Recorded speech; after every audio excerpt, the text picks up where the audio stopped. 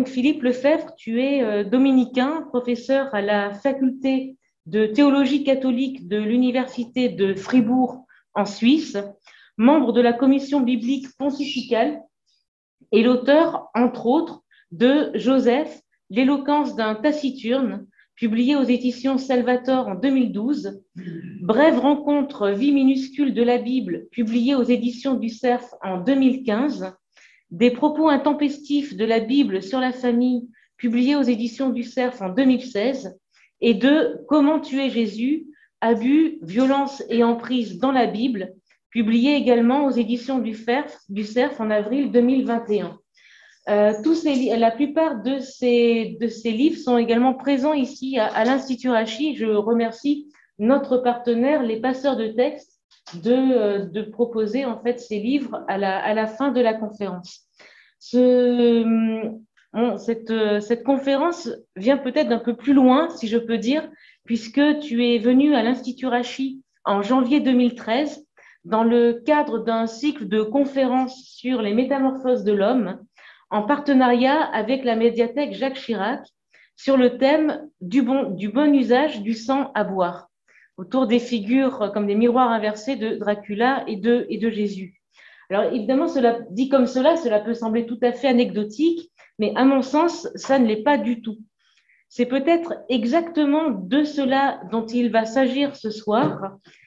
C'est de cela dont il s'agit et de ce qui sera dit, entendu et débattu ce soir, de ce bon usage, qu'il soit celui de la pratique d'un rituel, de la réflexion sur la tradition, de la lecture de la Bible, qui conduit à une pratique de vie, à la belle rencontre, ou alors de l'usage enquisté, figé dans des croyances et pratiques non questionnées, fermées sur elles-mêmes, dans des croyances ou des pratiques de mort.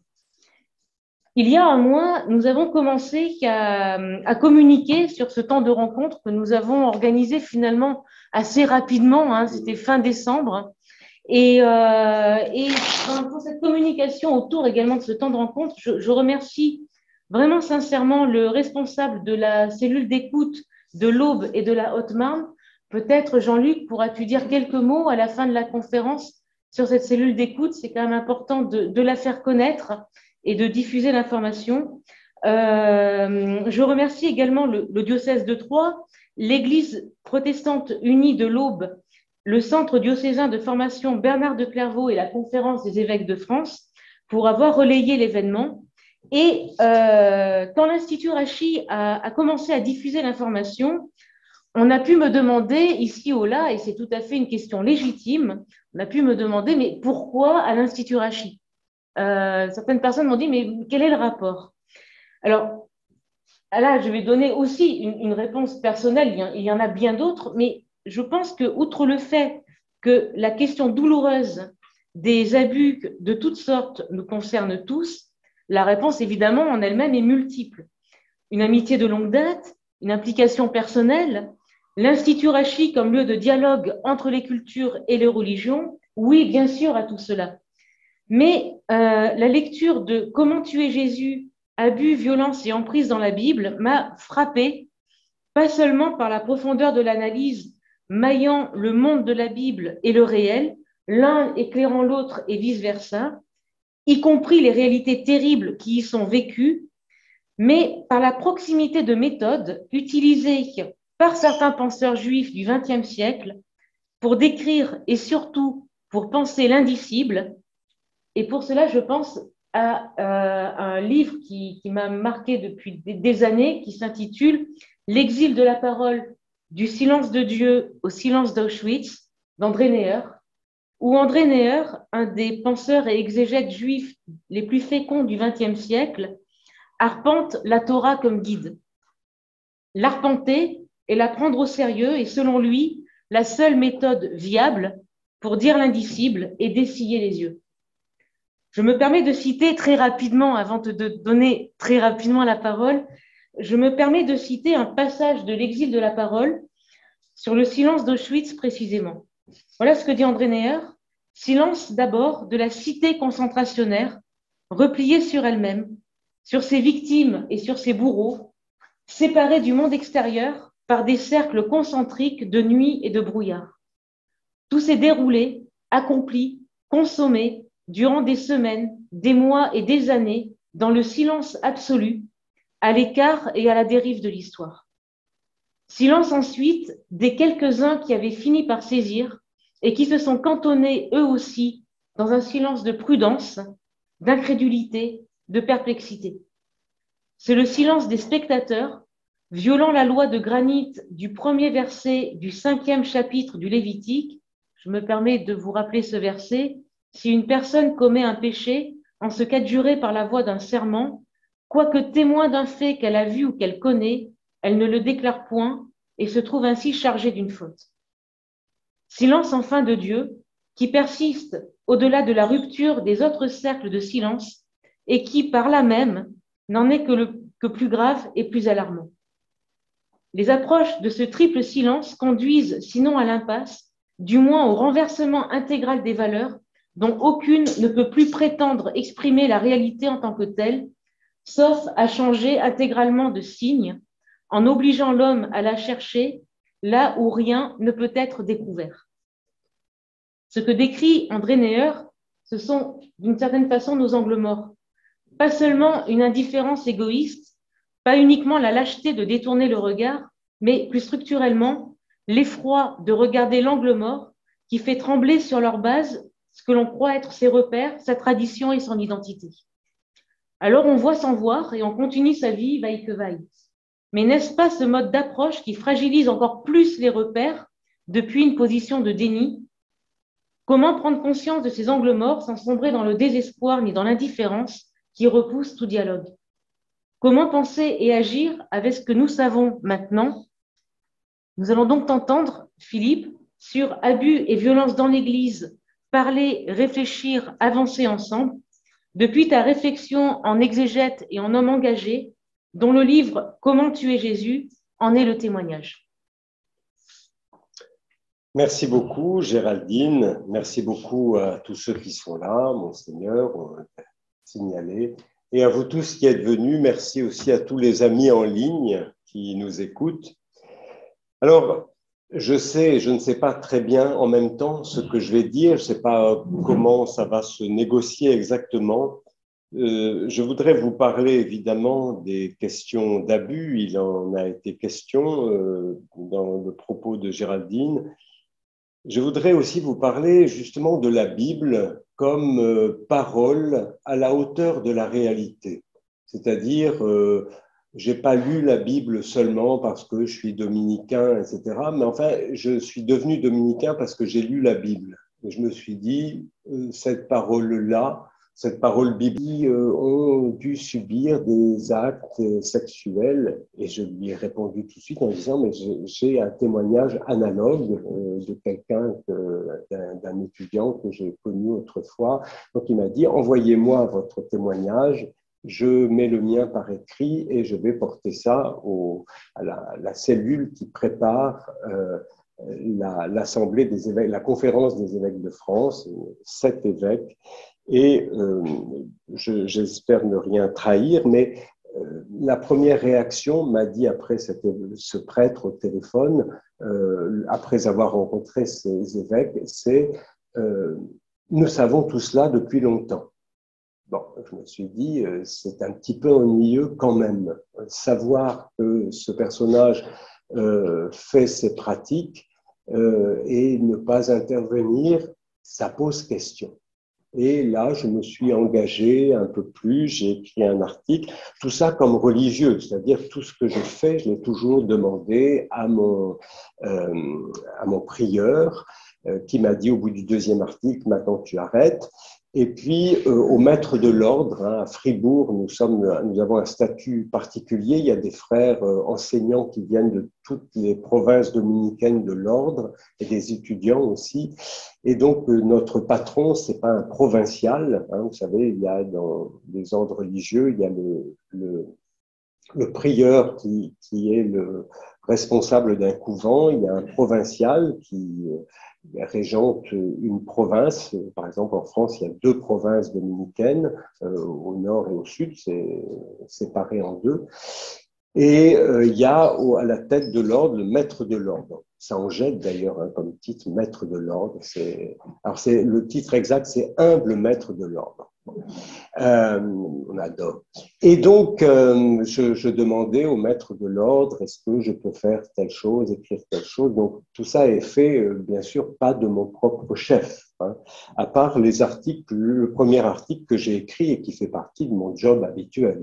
Quand on écrit des articles, on ne va pas demander la permission, à moins qu'on y conteste la foi et les mœurs de l'Église catholique, où là, il faut quand même en parler avant de lancer quelque chose. Mais il me semble que ça n'était pas le cas. Donc, ça a été le début de toute une aventure donc, où j'ai essayé de faire quelque chose, de prévenir d'autres évêques. J'ai jamais eu de réponse. 15 en tout quand même, bon, pas de réponse. Il y a une sorte de fatalité qui s'est abattue pendant des années sur mon courrier aux évêques. Apparemment, il n'arrivait pas, ce courrier. Et puis, euh,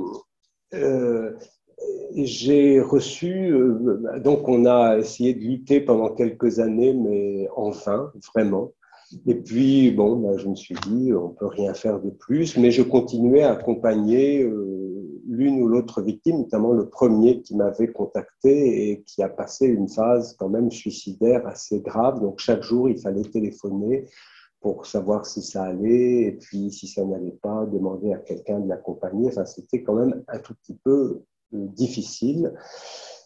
Et cet homme, d'ailleurs, qui faisait des études brillantes, a dû tout arrêter et maintenant, il a une vie qui n'est pas à la hauteur de ce qu'il est.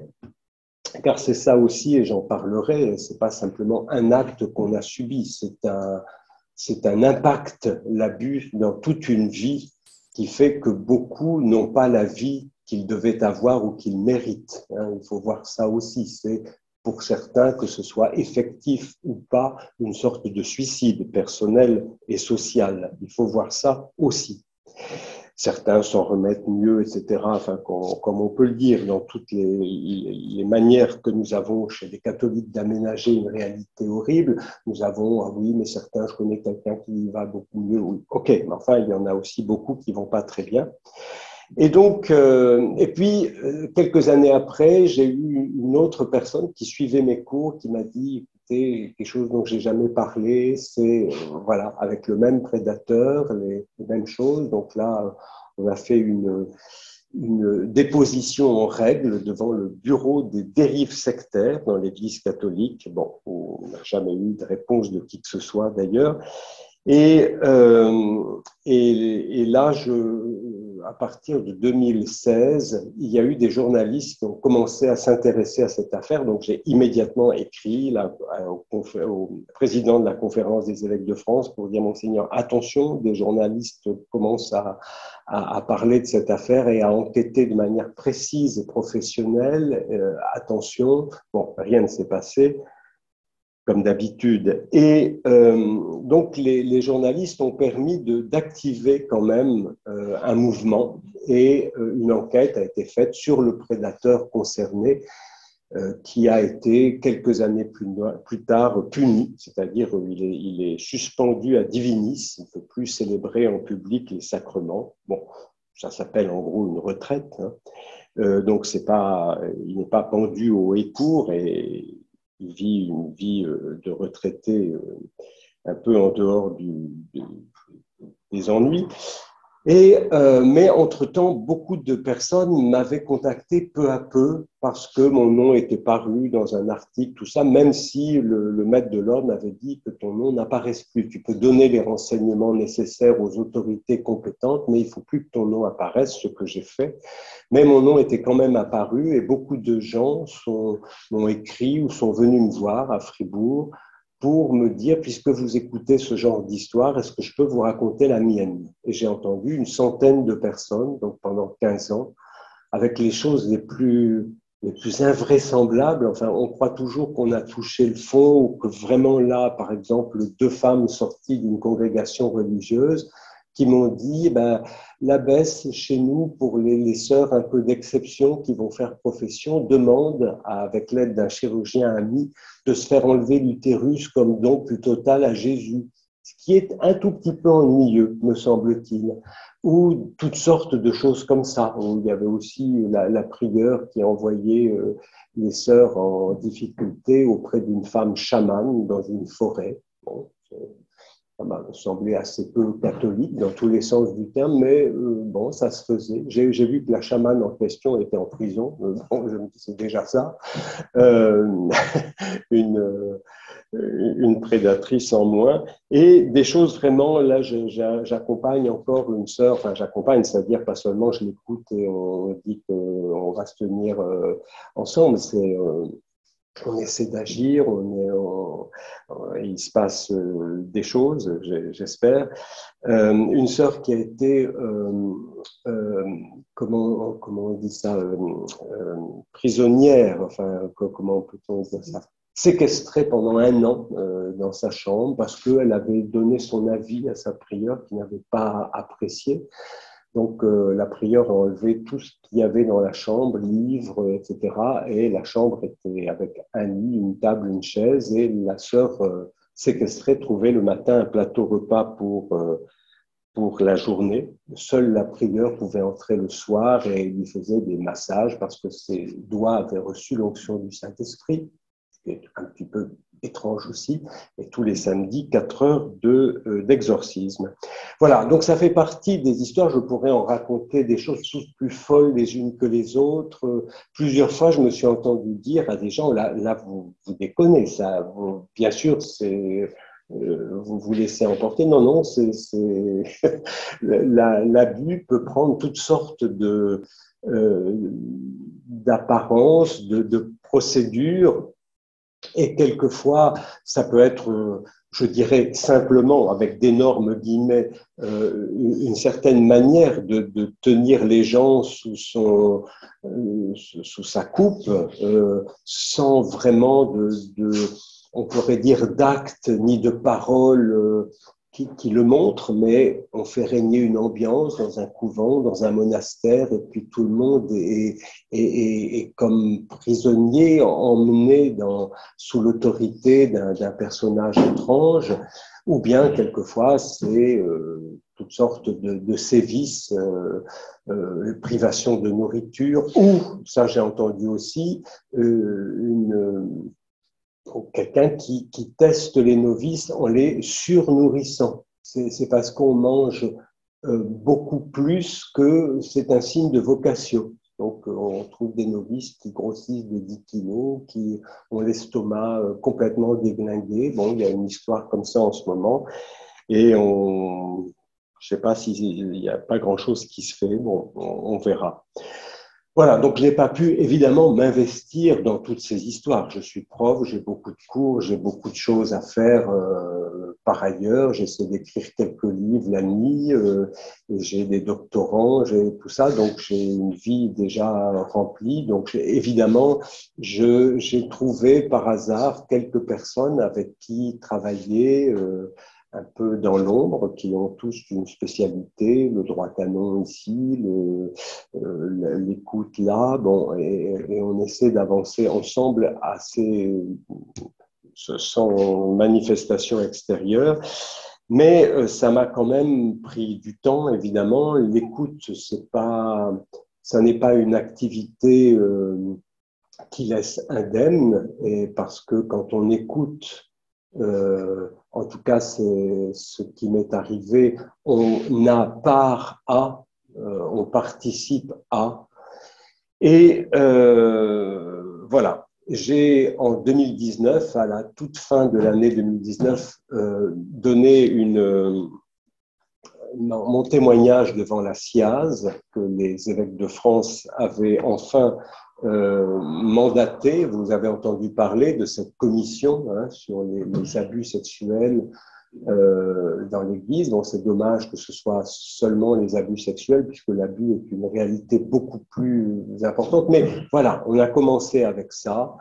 Ça m'a fait une très belle impression, la SIAZ, ces 20 personnes, dont une de mes collègues de Fribourg, d'ailleurs spécialiste de droit canon.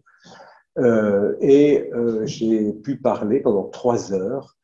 Et donc, c'était à la fin de 2019 par je le signale aussi, mais quelques jours après cette déposition, c'était la première fois que, c'est ce que j'ai dit comme phrase d'introduction, une phrase qui m'a surprise moi-même, qui m'a surpris moi-même. J'ai dit, c'est la première fois que une instance mandatée par l'Église m'écoute. Et j'ai mis une minute à me remettre de cette phrase que je venais de dire, sans préméditation. Je me suis dit, merde, c'est vrai. Et bon. Et puis après, j'ai essayé de parler, on m'a posé beaucoup de questions. Et après, c'est pour la petite histoire, mais enfin, c'est pour vous montrer aussi que l'abus a des répercussions dans beaucoup de domaines. Mon corps m'a lâché. Après avoir parlé, j'avais aussi donné un gros dossier écrit sur une histoire particulière. Et j'avais mis beaucoup de temps à le faire parce que j'avais contacté toutes les victimes que je connaissais en demandant à chacune est-ce que vous voulez que votre nom paraisse ou pas, ou vos initiales ou rien, ou aucune mention de votre histoire. Donc ça a été très compliqué à faire, mais je l'ai fait pour cette commission. Et j'en ai fait, il y a mon oral en quelque sorte qui est paru dans le site de la SIAZ, vous verrez ça. Je crois que le site est toujours en service et vous regarderez audition, assemblée plénière, assemblée plénière, ça doit être, je ne sais plus quel jour de décembre 2019. Donc, juste après ça, même si c'est pas la première chose à dire, mais le plus important, mais mon corps m'a lâché. Et donc, quelques jours après, j'ai eu très mal à une jambe et c'était comment on appelle ça, une phlébite avec une thrombose. Bon, j'ai dû être hospitalisé, puis opéré quelques temps après, et énormément de troubles. Enfin, et ça m'a pas mis la puce à l'oreille tout de suite. Par exemple, à un moment, mes jambes ne marchaient plus du tout. Et j'avais dedans des espèces d'influx électriques, de fourmillements, et on ne savait pas quoi faire. Donc, à nouveau, urgence, etc., jusqu'à ce qu'un médecin me dise, mais je ne connais pas votre vie et ne m'en parlez pas, mais est-ce que vous avez porté quelque chose de très difficile, de très menaçant pendant très longtemps? Ah, j'ai dit oui. Bon, il m'a dit, c'est ça, il faut voir un psychiatre, ce que j'ai fait. Voilà, et ça a été toute une aventure aussi. Ceci pour dire que c'est là que la Bible intervient. Dans la Bible, il y a la parole et il y a la chair.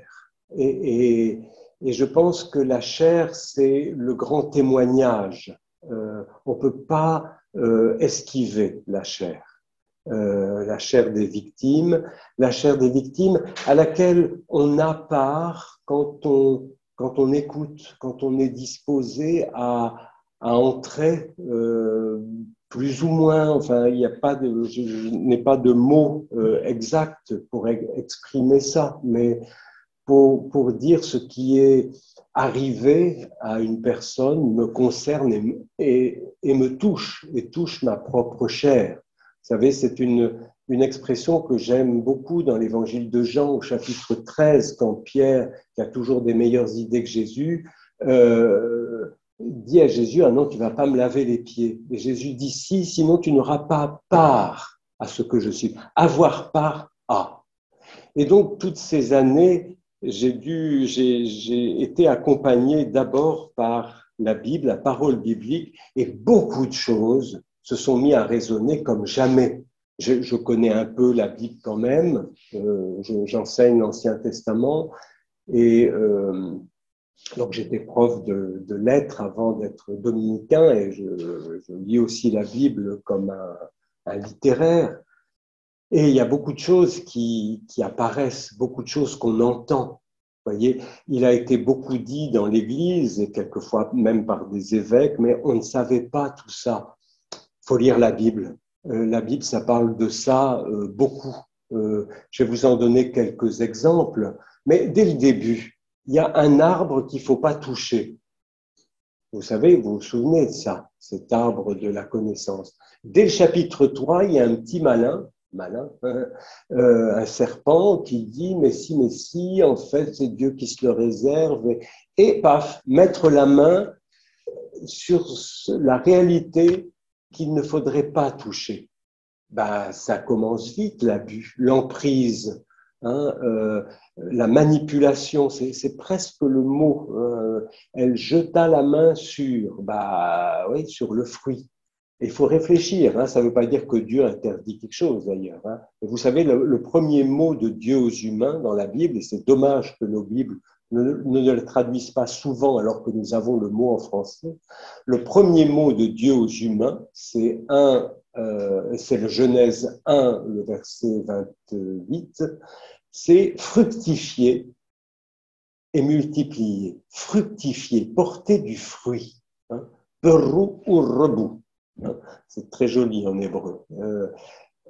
Ça veut dire que Dieu dit, le fruit, c'est vous qui allez le porter. Je vous montre un arbre qui porte des fruits, ne mettez pas la main dessus, vous allez vous-même porter du fruit. Comment? Toute la Bible l'explique, et déjà le début de la Genèse, en étant greffé sur Dieu, en étant transplanté en lui, en plongeant ses racines en lui, vous allez voir, vous allez porter un fruit. C'est le psaume 1. Heureux l'homme qui murmure la parole de Dieu, il va être comme un arbre planté près des ruisseaux qui donne du fruit en son temps. Voilà.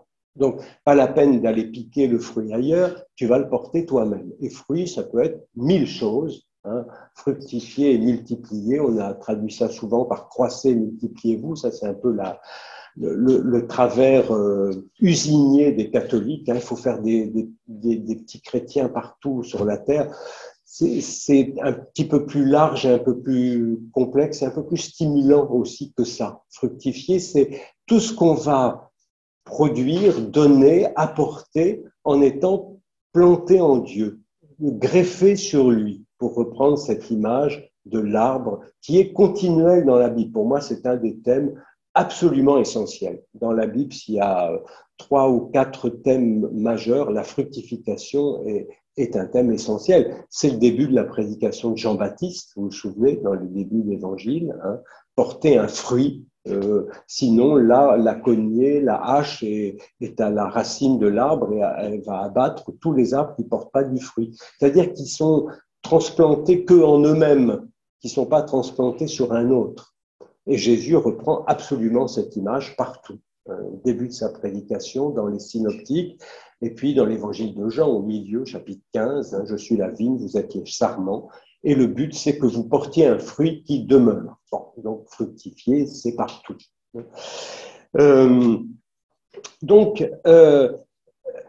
L'abus me semble vraiment, voyez, cette manière de ne pas entrer dans cette fructification et de mettre la main sur en pensant qu'on va maîtriser un fruit, par exemple un corps, une conscience, un esprit. Venez sous ma coupe, rassemblez-vous entre mes serres, mes griffes, et vous allez voir, c'est moi qui vais tout vous apporter. C'est souvent ça que font les manipulateurs, manipulatrices dans l'Église. Croire que la vie, la vérité va venir d'eux et non pas de cette transplantation que chacun est appelé à vivre en Dieu et qui va porter du fruit. Donc, un responsable religieux aide les autres à se greffer sur Dieu, mais il ne va pas dire bah, c'est moi qui vais vous apporter tout. Ben non, c'est pas ça du tout le mouvement. Et donc je dirais que l'abuseur, qu'il soit sexuel ou que ce soit dans tout autre domaine, c'est toujours celui qui refuse cette fructification à laquelle tous sont appelés et qui se déclare maître du fruit en quelque sorte. C'est par moi que tu vas manger le fruit qu'il faut. Il y a quelque chose de diabolique. Même dans l'Église catholique, il y a chez les grands prédateurs quelque chose de diabolique. On se souvient de certains grands prédateurs fondateurs de congrégations religieuses. Enfin, je pense à un qui a fondé une congrégation extrêmement problématique et qui a refusé les derniers sacrements, ce qui montre quand même qu'il n'y avait pas que le bon Dieu dans le secteur. Donc, voilà. La Bible je peux dire, ce sont des choses que j'ai vraiment découvertes pleinement ou de manière décisive pendant ces années. C'est-à-dire cette fructification et l'abus comme empêchement de chacun à fructifier à cause d'un prédateur qui dit c'est moi qui donne le fruit. On a ça absolument partout dans la Bible. La Bible vous dit toujours attention, le fruit, est-ce que c'est vous greffé sur Dieu qui le produisez avec un entourage qui va vous aider, les psaumes, même les vieillards vieillissant, ils fructifient encore, ils sont plantés dans les parvis du Seigneur. Bon, voilà, ils sont ensemble et greffés tous sur Dieu, et même vieux, ils portent du fruit. Bon, toute la Bible, tous les psaumes qu'on récite chaque jour nous racontent tout ça de mille manières. Et ce qui m'est apparu aussi, donc, c'est les mécanismes de la prédation qui sont ce refus de tirer sa vie d'un autre, plus exactement de produire un fruit de vie avec un autre, avec cet autre qui est Dieu. Et ça va engendrer tout un système. Vous voyez, pour moi, Caïn et Abel, il y a quelque chose comme ça. Caïn, il s'aperçoit que Abel, il a une vie à lui, où Dieu regarde son offrande. Qu'est-ce qu'il fait, Caïn? Il demande à son frère, tiens, comment tu fais avec Dieu pour qu'il accepte ton offrande? Non, il tue Abel. C'est curieux quand même. Et vous savez, après, toute sa vie, c'est une vie d'errance, comme on dit. Il va au pays de Nod, c'est-à-dire au pays du vagabondage. Si vous n'êtes pas greffé sur Dieu pour avoir du fruit, vous allez sans cesse chercher mille choses à droite et à gauche et faire des autres autant de conquêtes épisodiques, faute de porter vous-même un fruit de vie. Et là, je pense que dès le début, c'est décrit, et ça va être décliné dans 1000 pages de la Bible. Voyez, et notamment dans la Bible, tous ceux qui ont une autorité sont tout de suite présentés dans la lumière de la fructification. Est-ce que le type qui est roi, le type qui est prêtre, le type qui est prophète, ou la femme qui l'est, est-ce qu'ils ou elles sont greffés sur Dieu? Est-ce que leur vie vient de plus loin qu'eux? Ou bien est-ce qu'ils se déclarent maîtres de leur propre existence et imposent un pouvoir sur les autres? Vous voyez, quand votre vie ne vient pas d'ailleurs, vous devez consommer des êtres vivants en pensant que l'impact que vous avez sur des humains, c'est ça qui vous donne la vie. Ah, moi, j'en ai plus que toi. Ah, moi, j'ai plus d'étudiants que toi. Je connaissais un collègue comme ça qui venait regarder sans cesse nos listings d'étudiants pour savoir si j'en avais plus que lui ou l'inverse. C'est assez étonnant, surtout de la part de religieux. Et donc, non, mais c'est étonnant ce qu'on voit quelquefois. Mais donc, vous voyez, et je voudrais vraiment vous citer quelques exemples, mais ils sont multiples, de toutes ces grandes catégories, si on peut dire, de responsables, même si ça n'est pas limité à eux, bien sûr. Mais les prêtres, par exemple, pensez à Aaron. Dans l'Exode, c'est les chapitres 30 et suivants, Aaron reçoit l'onction sacerdotale. Alors on décrit les habits, moi j'aime beaucoup l'Exode où on décrit des tas de tissus, d'habits, on ne comprend pas mais ça fait rien, c'est beau. Et donc Aaron reçoit son onction avec une huile, il y a même la recette de l'huile d'onction avec des tas de parfums dedans. Vous pourrez faire ça chez vous ce soir. Et donc Aaron il reçoit l'onction sacerdotale, donc c'est le chapitre 31, enfin les chapitres avant 31, etc., et c'est magnifique. Premier geste sacerdotal d'Aaron, chapitre 32, que fait-il? Un veau d'or. Moïse est reparti sur le mont Sinaï avec Dieu. Le peuple dit, mais il est où Moïse?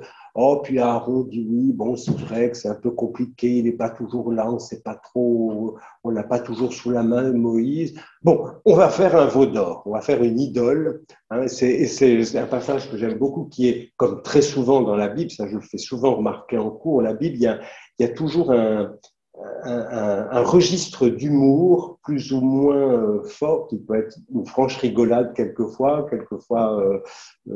c'est plus discret. Mais là, ce chapitre est très drôle parce que Moïse est en face de Dieu et tout se passe bien sur le mont Sinaï. Et Dieu dit à Moïse, là j'entends du bruit.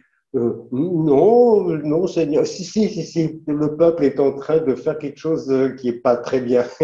Et Moïse descend et il voit que le peuple, en effet, danse et chante, font une liturgie autour du veau d'or. Et c'est là qu'il casse les tables de la loi. Et alors voilà, ce que j'aime bien et qui est très drôle, c'est qu'il dit à son frère Aaron, Moïse, Aaron qui vient d'être consacré prêtre par Moïse, il lui dit, mais qu'est-ce que c'est que ça en montrant le veau d'or? Et Aaron répond ces mots, je ne sais pas. Ce peuple m'a donné de l'or, je l'ai jeté dans le feu, il en est sorti ce veau. Voici la mauvaise foi absolue. Bon, c'est un passage. Mais ça veut dire, voyez, vous avez Aaron qui est quand même pas rien, et c'est pas du tout un personnage après qu'on va invalider définitivement, pas du tout. Mais le premier prêtre de la Bible, premier geste, ben, on écoute le peuple, oui, ils veulent une idole, bon, on va quand même en faire une parce que comme ça, ils ont déjà pas beaucoup de religion, alors autant faire un petit truc qui leur plaît, le temps que Moïse revienne. C'est un peu ça, hein, l'ambiance, Exode 32. Et, euh, et donc, ça veut dire, et ça va continuer, quand il y a des personnages de prêtres dans la Bible, ben, on les évalue, on montre, les textes disent, attention, là, regardez comment il s'y prend. Hein, je prends un autre exemple que j'aime beaucoup, sur lequel j'ai beaucoup travaillé et écrit, c'est le début des livres de Samuel. Vous savez, avec Anne, la pauvre Anne qui n'a pas d'enfant, ce serait tout un texte à lire et à commenter très longuement, et qui va au temple de Silo, un petit temple de la campagne israélienne, qui va prier au temple de Silo, le Seigneur. C'est une très belle prière, hein, c'est donc 1 Samuel 1, verset 11, toute cette rencontre de Anne avec le Seigneur. Et à côté, il y a le prêtre, on dit le vieux prêtre Élie, qui observe ses lèvres. Parce qu'elle n'émet pas de son, mais elle bouge les lèvres en priant. Et ça l'inquiète. Donc, quelle est sa déduction? C'est qu'elle est saoule. Donc, il dit à Anne, va donc cuver ton vin et reste pas dans un sanctuaire alors que tu es saoule. Et Anne dit pas du tout, je suis en train de prier le Seigneur et je lui ai fait un vœu. En principe, quand on fait un vœu au Seigneur, on le dit au prêtre, mais Anne, elle a un sixième sens, peut-être ça vaut pas la peine de lui dire, parce qu'il n'a pas l'air de piger bien les choses. Et on apprend dans le chapitre suivant, 1 Samuel, le deuxième chapitre, 1 Samuel 2, qu'il y a les deux fils d'Élie, ce vieux prêtre qui est pas très compétent pour comprendre ce que les femmes vivent avec Dieu. Ces deux fils prennent le sacrifice avant que Dieu soit servi. Ils envoient même leurs serviteurs prendre les meilleurs morceaux pour les leur apporter. Donc c'est déjà un petit peu ennuyeux pour des prêtres. Et ils violent les femmes qui viennent au temple. Tiens, rétrospectivement, on se dit, Anne, elle risquait gros en allant seule prier au temple. Et puis, quand on bafoue Dieu, on bafoue les femmes. Ça va ensemble, et ça, c'est un thème biblique. Dis-moi comment tu traites une femme, je te dirai quel Dieu tu honores ou n'honores pas. Ça va souvent j'ai beaucoup écrit là-dessus, ça va de pair dans la Bible. Et donc, on est dans une ambiance, dès le début des livres de Samuel, où il y a des prêtres impies, des prêtres violeurs, des prêtres qui méprisent, comme le dit le texte, le sacrifice offert à Dieu. Et leur vieux père, donc Élie, leur dit un jour, écoutez, il faut arrêter mes fils, j'entends dire beaucoup de mal de vous, il faut absolument arrêter tout de suite parce que Dieu va vous punir. Et que se passe-t-il? Rien.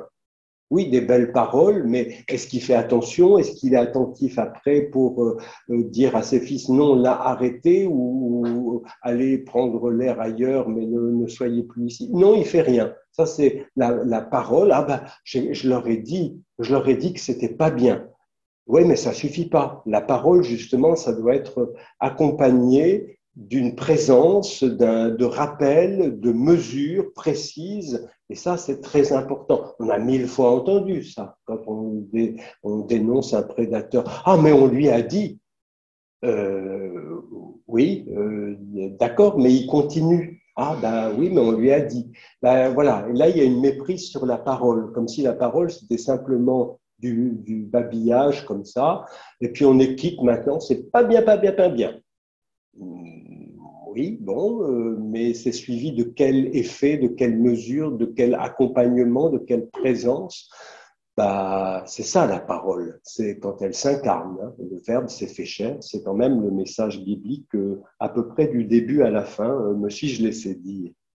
Et donc, voyez, ceci pour dire, dès qu'il y a une autorité dans la Bible, c'est pas qu'on la dézingue, c'est pas qu'on la renverse, mais on observe et on nous enseigne dans la Bible. La Bible, c'est un grand livre d'enseignement, c'est le mot Torah. Hein. Torah, c'est la racine qui signifie enseigner. Bon, yara, hein, le verbe, qui veut dire enseigner. Et pareil pour toutes les autorités. Le premier roi en Israël, c'est Saül. Bah, très vite, ça marche pas. On pourrait dire, quand même, dans la Bible, il devrait un peu nous donner les bons exemples et puis laisser un peu l'histoire un peu nulle de côté. Bah non, justement. La Bible, c'est un livre d'enseignement. Et Saül, hein, c'est le premier livre des rois aussi. Son histoire commence au chapitre 9. Hein, il poursuit des ânesses qu'il ne trouve jamais, mais par contre, il reçoit l'onction de la part de Samuel. Et puis, très vite, Saül, ça va pas. Parce que il essaie de rouler pour sa propre boutique, en quelque sorte. Et comme il le dit lui-même, d'ailleurs, c'est 1 Samuel 15, le prophète Samuel dit à Saül, mais ça va pas ce que tu fais comme roi. Et Saül lui répond, moi, c'est pas Dieu que je crains, c'est le peuple. Donc, j'essaie de faire plaisir au peuple. Bon, au moins, on le sait comme ça. Voyez, et ça veut dire, voyez, c'est pas rien. Les rois bibliques sont des rois messie, c'est-à-dire ils reçoivent une onction. Hein, donc, c'est pas rien. Donc, le premier roi messie dans la Bible, d'ailleurs, c'est l'homme dans la Bible le plus souvent appelé messie, Saül. Eh ben, ça va pas du tout. Et Dieu le rejette. Vous savez, au chapitre 16, quand il envoie Samuel donner l'onction à un autre roi messie qui sera David. Et David, c'est beaucoup mieux, mais on va le suivre quand même. Et la semaine dernière, on lisait David et Bethsabée hein, dans la liturgie de la messe. Voilà, ça veut dire il n'y a personne, aucune créature au monde dont on ne puisse pas dire quelque chose et sur lequel on n'aurait pas un droit de regard et d'interpellation. Et ça me semble très important. Et je pourrais continuer longtemps, je vais peut-être m'arrêter bientôt, mais je vais dire en fin de parcours quand même que la parole, c'est extrêmement important. Enfin, pendant ces années de galère, et je peux dire où j'ai frôlé des choses personnellement assez graves, je me suis dit la parole, c'est absolument essentiel. Et pas seulement la parole, dire des trucs, mais comme je le disais tout à l'heure, dire une chose et attendre un retour. Hein, c'est ce que disait Montaigne, vous savez, au XVIe siècle. Parler, c'est la moitié, c'est ce que je dis.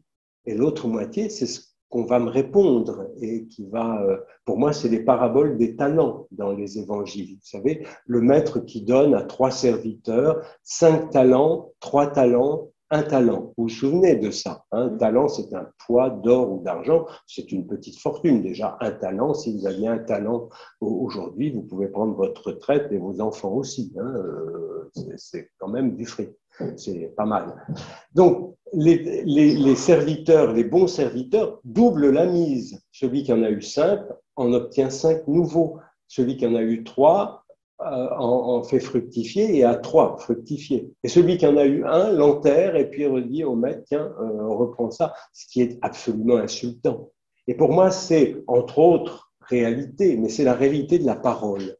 Dieu me parle, qu'est-ce que je fais de cette parole? Qu'est-ce que j'y ajoute de mon expérience? Comment je greffe ma propre parole sur ces paroles pour que ça devienne du neuf et puis toi, tu vas le faire autrement avec les paroles, la parole que tu as reçue, ça va donner un autre son et c'est très important. Vous voyez, ça veut dire qu'il y a un engagement. La parole reçue, c'est pas un cahier des charges qu'il faut appliquer. C'est pas pendant le carême, je mets moins de Nutella sur ma tartine. Bon, ça va jusqu'à l'âge de 8 ans. Après, c'est un petit peu. C'est pas des choses comme ça. C'est pas des choses un peu bébêtes. La parole, c'est redoutable de recevoir la parole de quelqu'un qui dit quelque chose de lui-même ou de son expérience par une parole. Ben, on s'en remet pas comme ça. Et avec la parole qu'on a reçue, on va soi-même réfléchir et peut-être faire fructifier cette parole avec sa propre expérience et ça va donner une autre. Vous voyez, donc toute parole attend d'être reçue, mais aussi d'être répondue et que cette parole fructifie justement et s'accompagne de gestes, hein, une parole qu'un geste accompagne, lit-on dans les lettres de Paul, c'est absolument ça. C'est-à-dire, si on prend des mesures, c'est pas seulement des paroles, ah, vous êtes vilains, les prêtres de Silo dans Samuel, c'est s'engager aussi à vérifier, à voir, est-ce qu'ils font quelque chose, est-ce que ça change, est-ce qu'on va sur le terrain pour voir. Vous savez, dans les livres de Samuel que je citais, le début, il y a un texte qu'on aime bien dans la liturgie, c'est le petit Samuel qui est au temple de Silo. Vous vous souvenez là, avec ces méchants prêtres autour, violeurs et qui bafouent Dieu. Et Dieu s'adresse au petit Samuel pour qu'il dise, malheureusement le texte liturgique s'arrête juste avant que Samuel répercute la parole de Dieu. Donc on attend tout le chapitre que Dieu parle. Et quand enfin il va parler, acclamons la parole de Dieu. Oh, ben alors qu'est-ce qu'il dit Dieu? Ben, il fait dénoncer par le petit Samuel les abus des prêtres. Et pour moi, ça aussi, 1 Samuel 3, l'abus sacerdotal dénoncé au nom de Dieu par la bouche d'un enfant, ben, je trouve que ça va loin, des textes comme ça. Et les gens qui dans l'Église ne savaient pas qu'il y avait des abus et tout ça, ils sont peut-être un petit peu loin de la parole de Dieu parce qu'elle en parle beaucoup. Donc, vous voyez, il y a tout un travail à trouver, à retrouver sur la parole. Je vais m'arrêter bientôt, mais je dis quelques faits d'expérience. On dénonce quelqu'un avec beaucoup de preuves, avec des gens qui ont subi des choses, avec une enquête qu'on a menée soi-même. On le fait dans des règles précises avec des gens qui ne sont pas n'importe qui. Parole, ah, tu peux pas dire ça. Bah merde, bah si, je peux le dire puisque je viens de le dire. Vous voyez, tu peux pas dire ça. Bah si, une parole, c'est ce qui peut se dire justement. Ou bien tu vas trop loin. Ah bon, mais c'est où alors la limite? Il faudrait trouver ça. Ou j'ai bien reçu votre lettre. Ok? Et alors? Bon, ça s'arrête là. Nous faisons ce qu'il faut. Ah oui, quoi? Et est-ce qu'on peut vérifier, est-ce qu'on peut suivre, est-ce qu'on peut, etc. Et ainsi de suite. Et puis, les habituels, oh, faut pas trop parler de tout ça. Il y a aussi autre chose dans l'Église. Ouais, enfin, si votre gamin s'est fait violer, oui, il y a sans doute d'autres choses dans l'Église, mais enfin, on va aussi prendre en compte ça. Vous voyez, ça, c'est-à-dire cette réalité qu'il a subie. Parce que dans tout ça, c'est quand même, et c'est le titre de mon livre, Comment tuer Jésus, c'est le Christ qui est bafoué, comme Jésus le dit, hein, ses dernières paroles avant la Passion dans l'évangile de Matthieu, tout ce que vous avez fait à l'un de ces petits qui sont mes frères, c'est à moi que vous l'avez fait. Donc, si vous violez un enfant, vous violez le Christ. Ou alors, ce qu'il dit, c'est pas ça. J'ai écrit aussi dans le livre, parce que c'est le texte que j'ai beaucoup travaillé, les récits de passion dans les évangiles. À un moment, on dit, Jésus est livré aux soldats, vous savez, pendant sa passion, et ils s'amusèrent de lui. C'est un des termes dans l'Ancien Testament, avec des textes précis que je cite. S'amuser de quelqu'un, ça veut dire le violer. Est-ce que Jésus a été violé? Ah, il est allé jusqu'au bout, mais pas tout à fait jusqu'au bout quand même pas. Peut-être. Le texte n'en dit pas plus, mais enfin, l'expression, quand on la lit bibliquement, elle va très très loin. Donc, vous voyez, c'est un appel peut-être vain, parce que parfois je déprime un peu. Je ne sais pas si on peut encore vraiment parler dans l'Église. C'est-à-dire parler sans être immédiatement arrêté, c'est-à-dire on peut contester ce que je dis, une parole, ouais, bien sûr, mais justement le faire au nom de quelque chose, le faire parce qu'on a soi-même réfléchi, parce qu'on a soi-même une expérience, ou poser des questions ou se disputer. On a tout à fait perdu dans l'Église l'art de la dispute qui était au Moyen-Âge dans les écoles de théologie. C'était l'art même de la dispute. Telle autorité a dit cela, mais telle autorité a dit l'inverse. Ah, mais moi je suis pour A, ah ben moi je suis pour B. Bon, voilà, on va se disputer. La disputatio, ça se fait dans certaines règles et c'est essentiel. Et quelquefois, on peut dépasser un peu les bornes, on peut dire merde à quelqu'un et on n'en meurt pas. Hein, c'est ça que je voudrais dire aussi très vite dans nos milieux. Oh, tu peux pas dire ça. Oh là, tu es allé un petit peu loin. Ouais, vous savez, quand on a eu sous les yeux une centaine de personnes violées ou affamées ou séquestrées, oui, des fois, on va un petit peu loin dans ces paroles, en effet. Oui, en effet, il faut avouer que la vie n'est pas seulement faite de nounours roses qui nous bercent dans nos lits. Oui, c'est vrai. Bon, et quelquefois, c'est un peu plus dur que ça, et le dire, c'est un peu dérangeant. Mais justement, est-ce qu'on est capable d'entendre des paroles dérangeantes? Est-ce qu'on est capable d'accepter d'entendre tout ça? Je ne sais pas et je ne sais plus maintenant. J'aurais voulu dire une petite chose pour terminer, mais je ne sais pas, je ne retrouve pas ce que je voulais dire.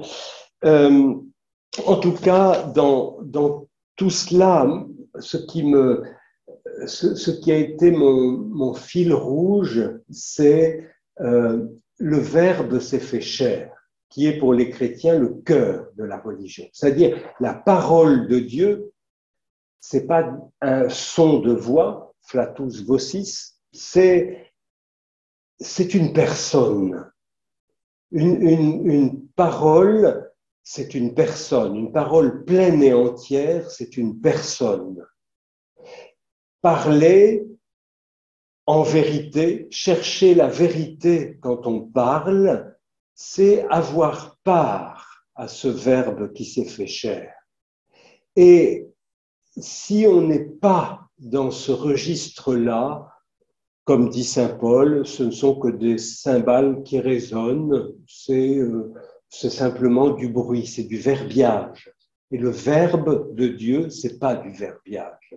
Et ça, voyez, donc pouvoir dire ces choses, pouvoir dire quelquefois, je sais pas comment faire, il faut que je trouve quelqu'un pour m'aider, pour comment on va faire pour accueillir des gens violés, malmenés, qu'est-ce qu'on va dire comme parole, et on s'aperçoit qu'on ne sait pas. C'est bien, parce que ça doit venir non pas de choses toutes faites qu'on va servir comme ça et servir tiède, ça vient de plus loin, ça vient du Dieu fait chair.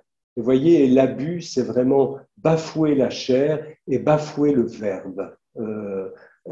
Bafouer le verbe fait chair. Et ça, c'est, je pense, le pire qu'on puisse faire. Donc, on peut dire, il n'y a pas que ça dans l'Église, il y a patati patata, on connaît tout ça, d'accord, c'est vrai. Mais il y a ça au cœur, c'est-à-dire quand vous touchez le cœur, quand dans un enfant violé, par exemple, c'est le Christ que vous violez, vous touchez quand même quelque chose, une réalité centrale, voyez, et qui a trait à la chair et au verbe, et donc au mystère même du Christ. Et pour moi, c'est ça qui ressort de toutes ces années. C'est pas on a fait des trucs pour des gens, on a essayé d'organiser ceci ou cela. Non, on essaie de se rebrancher pour fructifier sur le verbe fait chair. Voilà.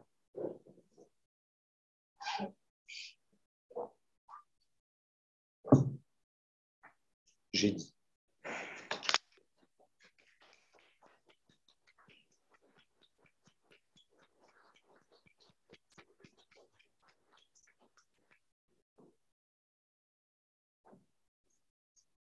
Merci beaucoup, Philippe, pour ce témoignage. Parce que tout à l'heure, le fil conducteur de ce que tu as dit, c'est bien aussi celui de la parole. C'est quoi exactement une parole et pas simplement des mots, des sons, ou des choses qui couvrent des choses assez immondes. Mais c'est quoi une parole? Et peut-être pour lancer le débat, après, je pense qu'il y a des questions qui vont certainement être posées. Alors, on parle de parole. Je vais juste faire une petite parenthèse. Vous êtes très nombreux en visioconférence. Vous serait-il possible de poser vos questions par écrit, ce qui permettra aussi de regrouper un peu les questions. Je finis la parenthèse. Mais la question, en fait, c'est que faire? Moi, je suis prof de philo, je veux dire, mais je pense à Kant, c'est-à-dire avoir vraiment un impératif catégorique, pas simplement vissé dans la tête, mais ancré dans le cœur. C'est-à-dire, que faire? Parce que si je me reporte, par exemple, au temple de Silo, dont tu as écrit un commentaire vraiment remarquable, aussi bien dans Comment tuer Jésus que dans d'autres articles que tu as écrits avant, le temple de Silo est mort de sa belle mort, c'est-à-dire qu'il a été déserté. Il y a des temples qui ont été désertés. Alors, voilà, question peut-être un peu vaste, mais que faire? Oui, oui, mais ça veut dire là où la vie n'est pas, mais la vie venue de Dieu, qu'on nomme Dieu ou pas, c'est promis à la ruine. Ça, c'est voilà. Mais que faire? Ben, je pense que pour les chrétiens, on n'est pas démunis. C'est-à-dire, il me semble que la parole biblique, par exemple, ça n'est pas rien. Et la manière dont ça se fait. Moi, je suis frappé, par exemple, le prophète Jérémie. Il gueule beaucoup, Jérémie. C'est une période difficile. Par moments, il perd pied. Enfin, il a vraiment une phase de dépression, on peut dire. Hein. Et quand un de ses collègues parle, je crois que c'est Jérémie 28, chapitre 28, il y a un de ses collègues, donc c'est le début, Jérusalem, il y a eu une première prise de Jérusalem avant la grande prise et la destruction. Une première prise, on a emporté les objets sacrés du temple, fait quelques prisonniers. Et il y a un collègue de Jérémie, un prophète un peu autoproclamé, comme il y en a un certain nombre, qui dit, mais plus que 2 ans, et tout va revenir en ordre et les objets seront... Et Jérémie dit « Amen, si ce que tu dis est vrai, mais je ne pense pas que c'est vrai du tout. » Et Jérémie, et c'est le chapitre 29 de Jérémie, j'aime beaucoup ça, parce que Jérémie fait une analyse on peut dire, géopolitique du Moyen-Orient. Vous voyez, les prophètes, ce n'est pas des illuminés qui font des élucubrations, qui reçoivent des paroles de Dieu comme ça, sans contexte. La parole de Dieu qui vient à Jérémie vient chez un homme qui a observé les événements de son époque, qui connaît bien la géopolitique du Moyen-Orient de son époque et qui dit, c'est pas du tout ce qui va arriver, cher collègue Anania, tu dis que dans 2 ans tout va. Non, non, le peuple, Jérusalem va être détruite, une partie du peuple va être emmenée en déportation, et dit Jérémie, au nom d'une analyse, je le répète, politique et sociale, et Jérémie dit, ça sera ce qui va vous redonner la vie. À Jérusalem, vous aviez un temple avec Dieu qu'on honore, mais vous n'y veniez pas et vous n'y faisiez rien de bon. Vous honoriez un peu Dieu, mais aussi un peu les divinités autour. Enfin voilà, c'était la petite vie habituelle. Quand vous n'aurez plus rien, ben, vous n'aurez plus que Dieu. Ce sera l'occasion de le retrouver. Et c'est absolument génial. Et c'est donc on peut parler, faire des analyses, réveiller des consciences. Et je pense que la Bible est pour moi un des guides pour ça, un guide pour les égarés, justement, qui montre énormément de situations et comment on fait. Alors, je pense que pour moi, retrouver la langue et l'art de parler et de parler en vérité et de parler sans s'effaroucher, ça, je trouve que dans nos milieux, on est très, très vite effarouché partout. Oh, il y a ceci, il y a cela. Alors, c'est vrai, on a peur et c'est pas drôle et je le sais très bien, la famille, où est-ce ça va nous mener. Et puis, ok, bien sûr. Mais enfin, la peur ne peut pas être notre seul moteur, c'est d'ailleurs un anti-moteur. Et je trouve qu'il y a dans la parole biblique, mais lue en lien avec la réalité qui nous prend à la gorge, on se dit, tiens, il y a quand même quelques trucs là-dedans intéressants, mais quelques manières de faire. Donc pour moi, c'est un premier pas, relire la Bible, et réapprendre aussi à parler entre nous. Moi, je suis désespéré souvent. Enfin, j'essaie d'aller partout pour prêcher des retraites ou faire des sessions. Je suis allé chez des lefévristes qui sont venus dans l'église depuis peu, donc c'était un monde un peu étonnant. Il fallait, pour toutes les religieux, il y avait des tas de prières, il fallait mettre son capuce. Alors je le mettais. Ah merde, il l'avait déjà enlevé, je l'ai enlevé. Ah ben non, il fallait le remettre. Bon, voilà, donc c'était des choses comme ça un peu étonnantes, avec la messe en latin. Alors moi, les encensoirs, je n'y suis jamais complètement fait. Je me brûle toujours par un moment. Bon, mais c'est rien. Et ça. Puis après, je suis allé, par exemple, le fait d'avoir j'ai pris position, comme je l'ai raconté, contre quelqu'un qui parlait de l'accès, du non-accès des personnes homosexuelles au genre sacré. J'avais fait donc ce petit article et après plusieurs groupes homosexuels chrétiens et maintenant transsexuels m'ont invité. Alors qu'est-ce que je vais dire? Oh non, ce monde. Ben non, j'y suis allé et je suis très copain d'ailleurs avec une femme transsexuelle qui a vécu des choses étonnantes. Ça ne veut pas dire qu'on est d'accord, que c'est ça qu'il faut faire, qu'on prend tout ça à la légère et puis on s'en fiche. Ça veut dire que c'est du réel. À l'époque de Jésus ou de l'Ancien Testament, il y avait aussi des eunuques, il y avait des hommes qu'on émasculait, qu'on habillait en femmes. Enfin, il y a certaines réalités qui sont voilà. Donc, ceci pour dire, retrouver une sorte de présence à la réalité telle qu'elle est. Ça ne veut pas dire qu'on est d'accord avec tout patati patata. Ça veut dire qu'on fait corps avec cette réalité et si on n'est pas d'accord, ben, il faut trouver une parole, mais une parole qui soit juste et pas seulement dire c'est pas bien parce que c'est pas bien. Ce qui est un premier pas, mais enfin, ça tourne un petit peu en rond. Donc, la parole biblique, pour retrouver la parole, et puis nous réhabituer les uns et les autres à la parole. Moi, je suis vraiment frappé par ça. Ah ben oui, mais c'est parce qu'il est pour Monseigneur Trunk. Ah ben lui, il est plutôt Pape François, lui, il est plutôt Benoît XVI. Alors oui, peut-être, tout ça, mais est-ce qu'on peut quand même faire route ensemble avec ces différences, avec ces choses irrémédiables entre nous, ça existe aussi, avec peut-être quelquefois un tout petit peu plus de dialogue. Des fois, ça serait possible quand même. Moi, j'ai reçu beaucoup de lettres de menaces pendant des années, y compris des menaces de mort. Hein. La seule fois où quelqu'un de l'épiscopat français m'a parlé, c'est pour me dire « Ah oui, c'est vous, Philippe Lefebvre, faites gaffe quand vous revenez en France, on a de très mauvais échos pour votre sécurité. » Bon, merci, sympathique. Bon, puis j'en ai reçu pas mal quand même. Mais il y a des sites un peu spécialisés aussi, catholiques, enfin, qui se disent catholiques et qui font de l'appel au meurtre de ce qui ne leur ressemble pas leur pain quotidien. Donc, ça serait bien pour pas en rester là, de pouvoir se parler, même si c'est extrêmement difficile, mais le tenter et ne pas être effarouché par tout.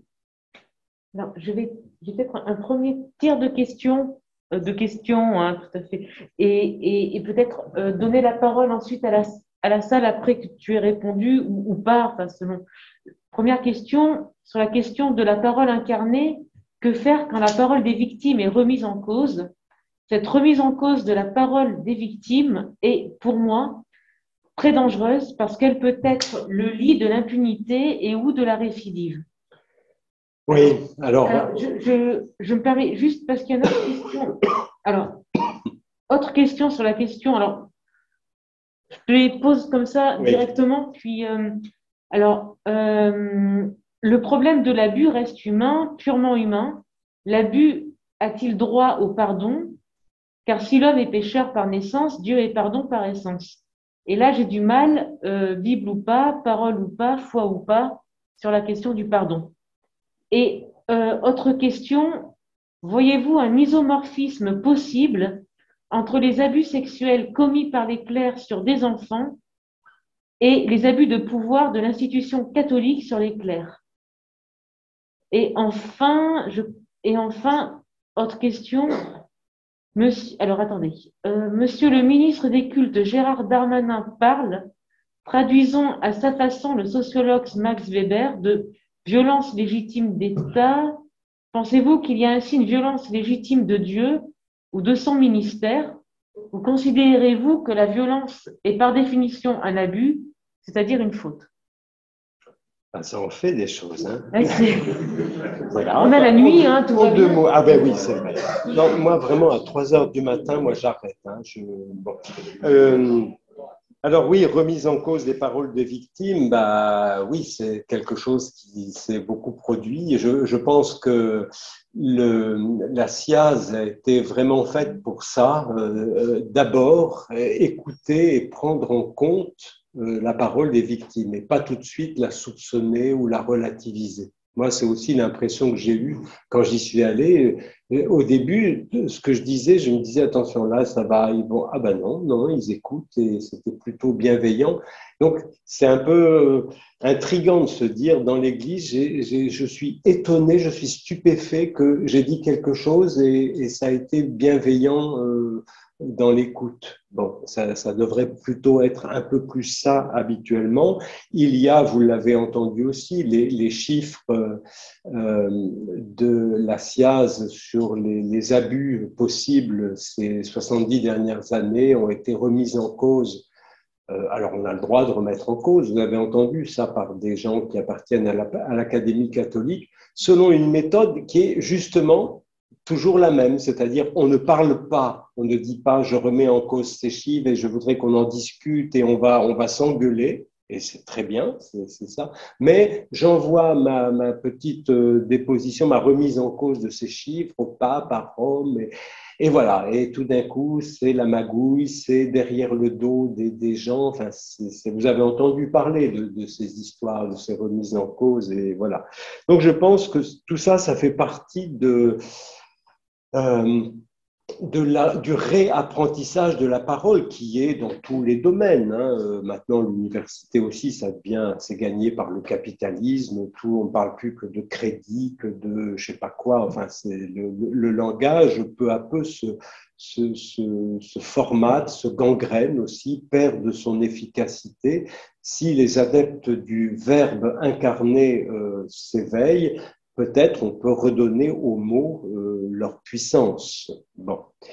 Après, le pardon, oui, c'est aussi une vaste question. Il faut voir aussi ce que c'est que le pardon dans la Bible. Le pardon, c'est pas une espèce de je ferme les yeux désormais. C'est une réalité très complexe, le pardon. Vous savez, ça se dit dans l'Évangile, par exemple, c'est le verbe aphiémi, hein, c'est l'aphésis. Laisser aller les dettes, laisse aller nos dettes, comme nous-mêmes nous laissons aller nos débiteurs. Alors c'est devenu, comment c'est dans Notre Père, remets-nous nos offenses comme nous-mêmes. Oui, enfin moi j'aime assez ce texte original qui met les choses d'un point de vue plus objectif que des sentiments. Laisse aller nos dettes. Souvent, on dit, ah bah oui, celui qui t'a fait du mal, il va falloir le retrouver un jour, puis vous allez tomber dans les bras de l'un de l'autre. Ah non, non, laisse aller les dettes comme nous laissons aller nos débiteurs. Tu m'as piqué ce que tu ne devais pas me prendre, casse-toi, grand bien te fasse. Ma vie vient d'ailleurs. C'est pas tellement, oh bah on va se retrouver, puis se regarder dans les yeux en disant, bah oui, je t'ai compris. Ça arrive rarement, tant mieux si ça arrive, mais ça arrive. Donc il y aurait aussi toute une réflexion à mener, Bible en main, sur le pardon. C'est quoi au fait le pardon? J'ai rencontré à Lourdes, il y a bien des années, je ne sais plus son nom, et si elle écoute, je m'en excuse, une femme qui a écrit quelque chose qui a été violé par un prêtre. C'était une femme très, très sympathique et qui pensait beaucoup ce qu'elle disait tout en étant très spontanée. Et elle disait, euh, quelques années après ces viols, je me disais, bon, si jamais le prêtre qui m'a violé, je le rencontre au paradis, qu'est-ce que je fais? Je lui casse la gueule. Et puis, 20 ans après, ouais, je passe à côté de lui. Bon, et je crois que c'est bien, c'est des trucs comme ça, c'est pas le pardon, ah bah oui, il faut pardonner. Oui, enfin, ça met du temps, ça prend du temps. C'est peut-être pas la victime qui a en plus à pardonner. Et dans quel sens l'entend-on dans ce cas-là? On a l'impression, bah, faut fermer les yeux. Tout ça, c'est passé, c'est fini.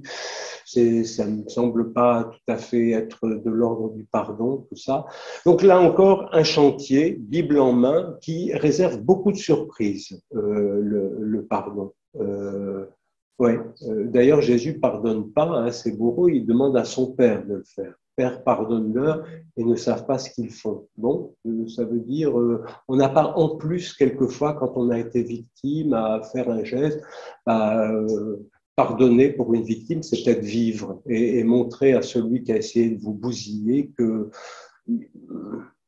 ouais, il y a une vie plus forte que lui qui vit en nous. Bon, il faudrait longuement parler de ça. Après, les abus de pouvoir, les abus de pouvoir de l'Église sur les clercs, bon, je n'ai pas entièrement peut-être bien saisi la question, hein, je m'en excuse. Je pense là encore qu'il y a, comme dans toute institution, hein, bien sûr, tout ce qu'on a dit, on peut l'appliquer à d'autres institutions. Il se trouve que les chrétiens, c'est leur premier lieu naturel, c'est l'Église. Donc on va parler.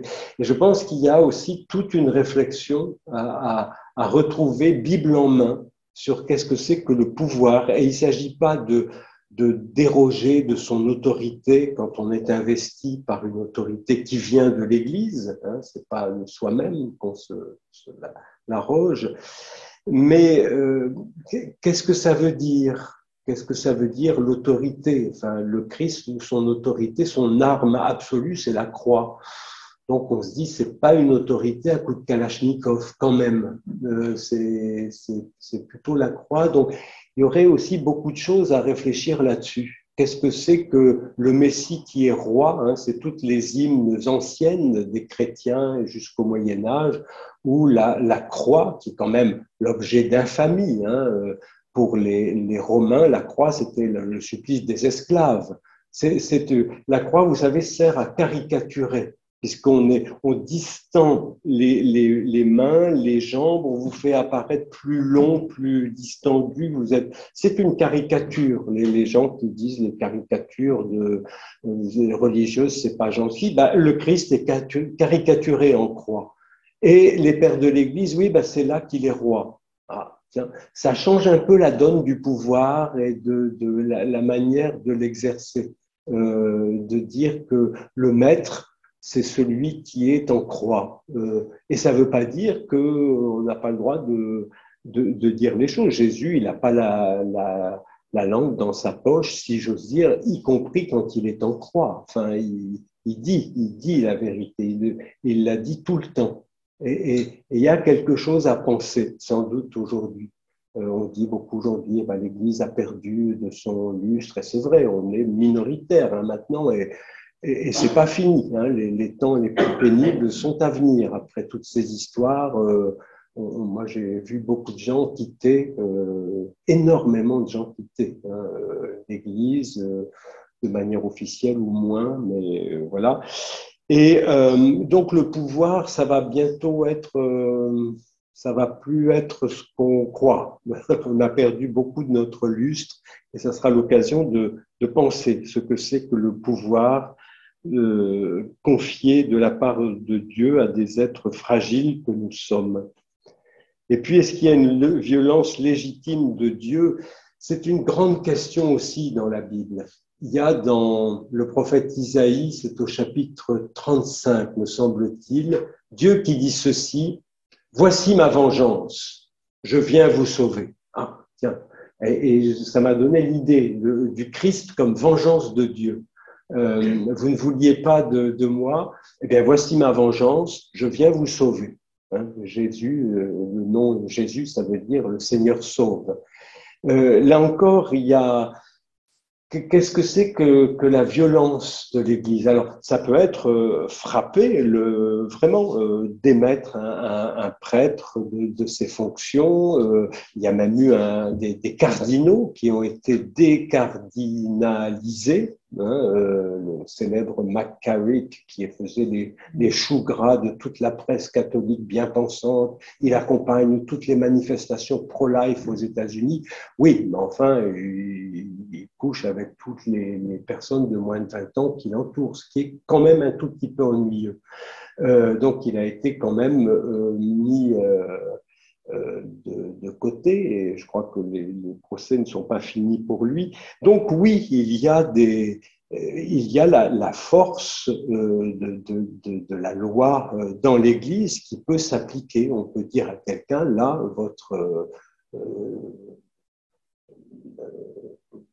votre sacerdoce, ou nous vous ramenons, je ne sais plus comment on dit, il y a une formule plus jolie aujourd'hui, à l'état laïque ou des choses comme ça, oui. Et puis, quelquefois, le faire savoir, enfin, ce qui a été fait dans l'ombre mérite quelquefois qu'on le divulgue, et ça sera lourd à porter, mais peut-être c'est une violence légitime.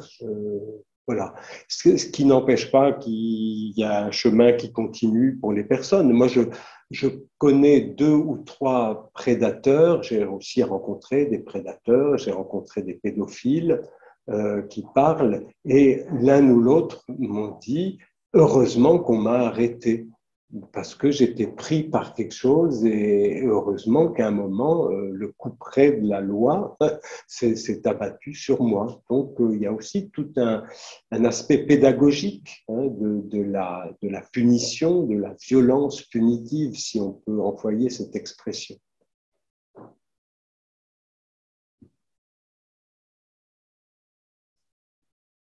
Que dans le public, oui. Merci beaucoup, Père. Vous évoquez la difficulté et la nécessité d'une parole, et oui. d'une parole qu'un geste accompagne.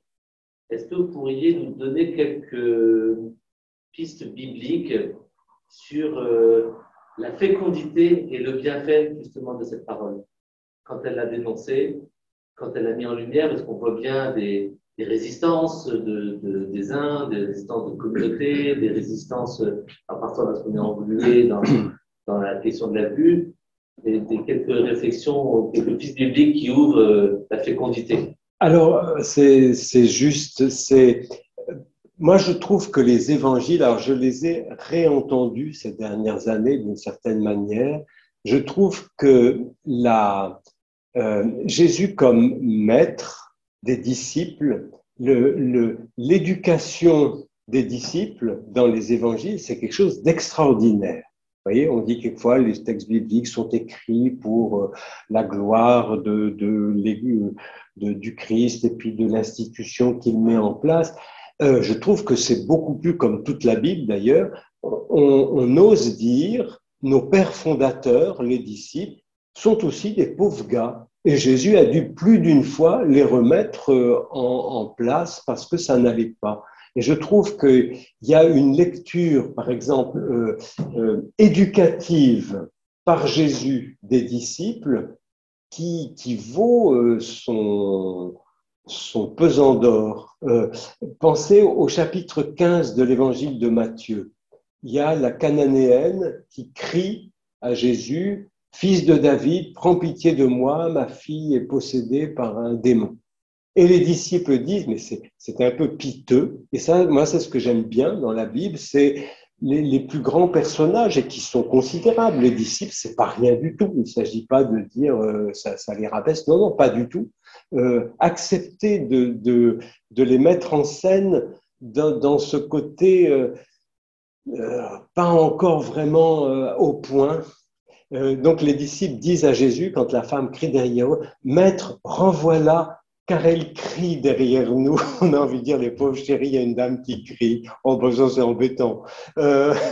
Et donc, Jésus laisse venir la femme, et il se passe, c'est extraordinaire ce qui se passe. Après que cette femme, il lui dit que tout grande est ta foi, que tout se passe comme tu veux. Jésus n'emploie qu'une seule fois ailleurs l'expression « comme tu veux », c'est à Gethsémani pour son Père. Non pas comme je veux, Père, mais comme tu veux. Donc ce que cette femme veut, c'est ce que Dieu veut.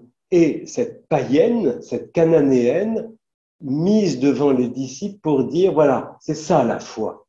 C'est quelqu'un, et Jésus dit, grande est ta foi. Ben, je trouve ça culotté. Enfin, au sens, c'est beau de dire. Et il y a toute une éducation comme ça des disciples. Par exemple, juste après, toujours dans Matthieu. Dans Matthieu, c'est un peu plus souligné, je trouve. Enfin, dans tous les évangiles, ça y est. Mais dans Matthieu, il y a chapitre 18, des parents amènent leurs enfants pour que Jésus les bénisse. Les disciples les chassent. Et Jésus dit, mais non, laissez venir à moi les petits-enfants, ce qui est une phrase difficile à entendre pour certains aujourd'hui dans l'Église, car le royaume des cieux est à ceux qui leur ressemblent. Ah bah, ça fait tomber du piédestal la gloire, je suis disciple du Christ. Oui, bah, il faut être un enfant. Et après, pareil, les pharisiens, est-ce qu'on peut larguer sa femme pour n'importe quel motif selon la loi? Et les disciples sont plutôt d'accord, ouais, c'est une bonne question. J'ai dit non, non, non, non, il faut lire la première page de la Bible. Il s'agit d'abord de se rencontrer. On verra après pour se séparer, mais d'abord, et les disciples sont vraiment remis en place par Jésus. Donc il y a tout cet aspect, moi je dirais, éducatif que la Bible a souvent et que Jésus a. Peut-être votre question, c'était... C'est vraiment la fécondité, la fécondité de cette parole qui peut déranger. Voilà. Et les disciples sont toujours surpris ou des fois c'est trop pour eux. Par exemple, avec la Samaritaine, c'est Jean 4. Jésus envoie les disciples faire les courses parce qu'il y a une femme qui va venir. Et ça, c'est trop pour eux. Une femme, en plus, elle est des frères ennemis samaritains. Bon, les disciples reviennent avec leur course du grand magasin d'à côté et ils entendent la fin de la conversation et ils sont quand même un petit peu heurtés. et je trouve, vous voyez, que ça montre qu'il y a des choses peut-être qui tout de suite ne passent pas ou qu'on ne comprend pas ou qu'on n'a pas envie d'entendre, mais peut-être que si on persiste, peut-être que si on voit l'axe de vérité qui se dessine dans telle ou telle situation dont on ne voudrait pas entendre parler, alors oui, ça va porter du fruit. Ouais. Et donc Jésus éducateur, ça, pour moi, c'est aussi une des révélations de ces dernières années. Oui, je vais prendre deux questions ensuite. J'ai un témoignage de Véronique Garnier qui dit la parole libère celui qui parle, bien sûr, mais aussi celui qui était enfermé dans le silence, le non-dit et le mensonge. Et une question, comment institutionnaliser la parole dans l'Église catholique qui, comme vous l'avez évoqué, est une institution hiérarchisée? Pardon.